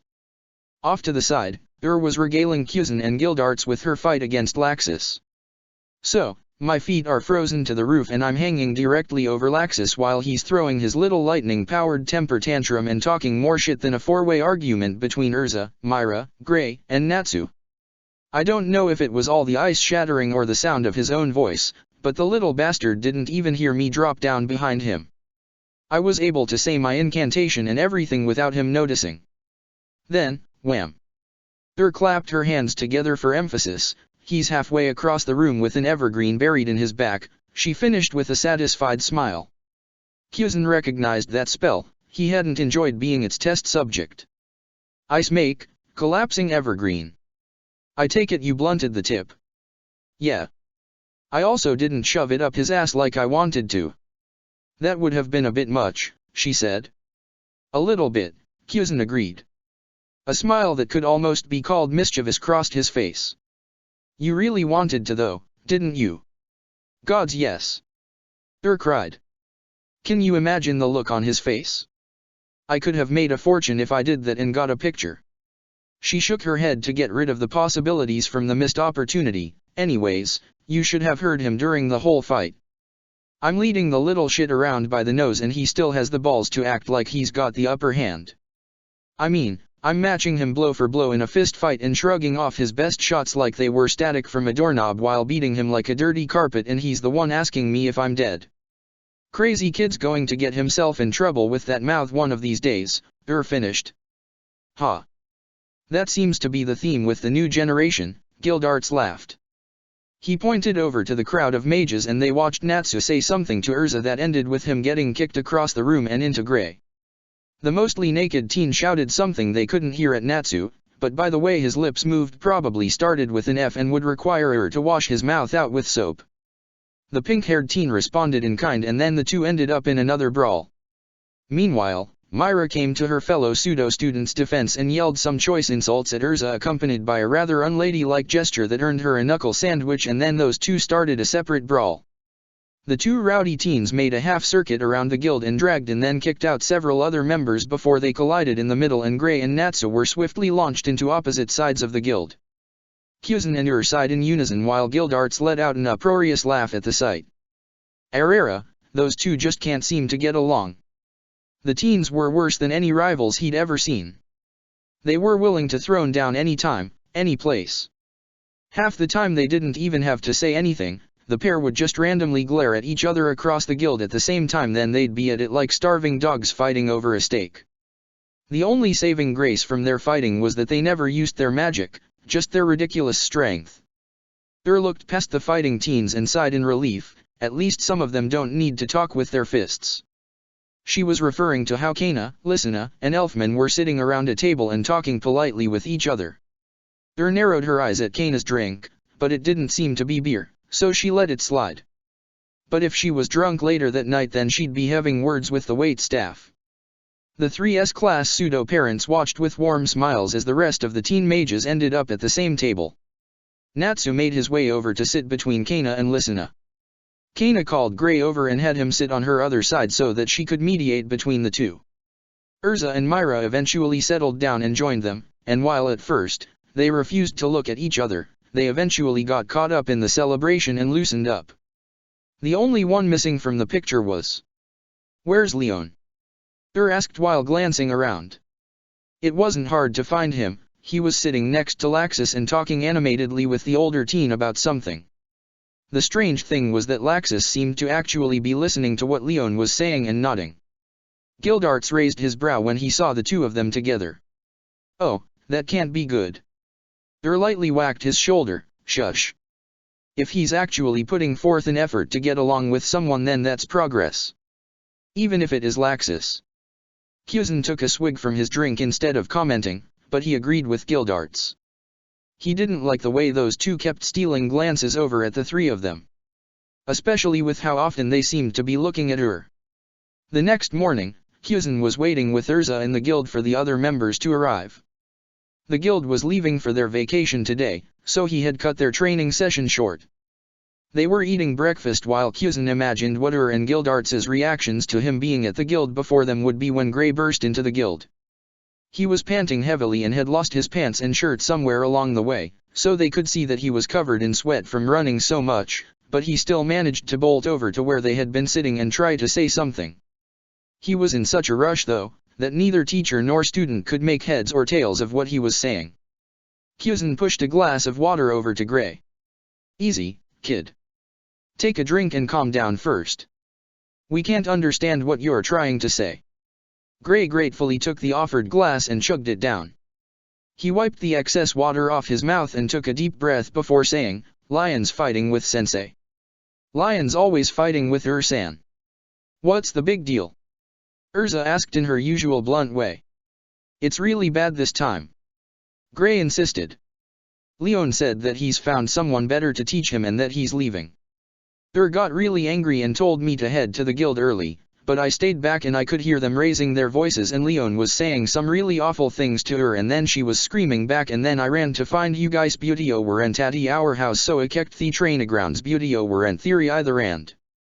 Gray's words eventually ran into one long stream of noise that they couldn't understand and he started to hyperventilate. Pheasant covered his mouth to get him to stop talking. He gave him a reassuring smile. "Calm down, Gray. Take a deep breath." Gray stopped talking into Pheasant's hand and inhaled loudly through his nose. "Better." Gray nodded, so Pheasant removed his hand. "Now don't worry about this. I'll go check in on Ur and Leon and make sure everything's okay. You stay here with Urza and wait for the others, okay?" Once he got confirmation from Gray that he wouldn't be going anywhere, Pheasant turned to his student, "Urza, take care of Gray until I get back." He ignored Gray's protest that he didn't need a babysitter. "When you see Master or Guildarts, tell them what I'm doing and let them know I'll take care of it so they don't have to wait up." Urzen nodded with a serious expression. Her sensei was trusting her with 2 important jobs and she wouldn't disappoint him. Once Pheasant had headed for the exit, she grabbed Gray by the back of his neck. "Come, Gray. We need to get you dressed." "When did I get undressed?" Once he was out of the guild, Pheasant dropped his calm facade and took off for Ur's house using shave. The buildings of Magnolia Town blurred together and he quickly came to a halt a short distance away from Ur's house. He watched with emotionless eyes as Leon walked away from the house with a bag thrown over his shoulder and a stubborn, angry expression. He said nothing as Leon caught sight of him and a flash of fear appeared in his eyes, before they hardened in that headstrong way only teenagers and zealots could do. One born of an unshakable belief that they were right and it was the entire world around them that was wrong. Pheasant maintained his silence until Leon had walked a few steps past him. "Leon." He didn't need to use his haki to feel the teen tense behind him. "You're joining Laxus on his new job." It wasn't framed as a question, but Leon still felt the need to answer it, "Yes." "Good." Pheasant began to walk forward and Leon let out a breath he hadn't realized he had been holding. He sucked it right back in at Pheasant's next words, "Make sure it takes a while to finish." Leon hadn't felt truly cold for years due to Ur's training. While ice mages could feel the change in temperatures, they remained unaffected by the cold. It was a side effect of working with magic that only dealt with temperatures below freezing. Despite this, he began to shiver. Pheasant ignored him as he continued on to Ur's house.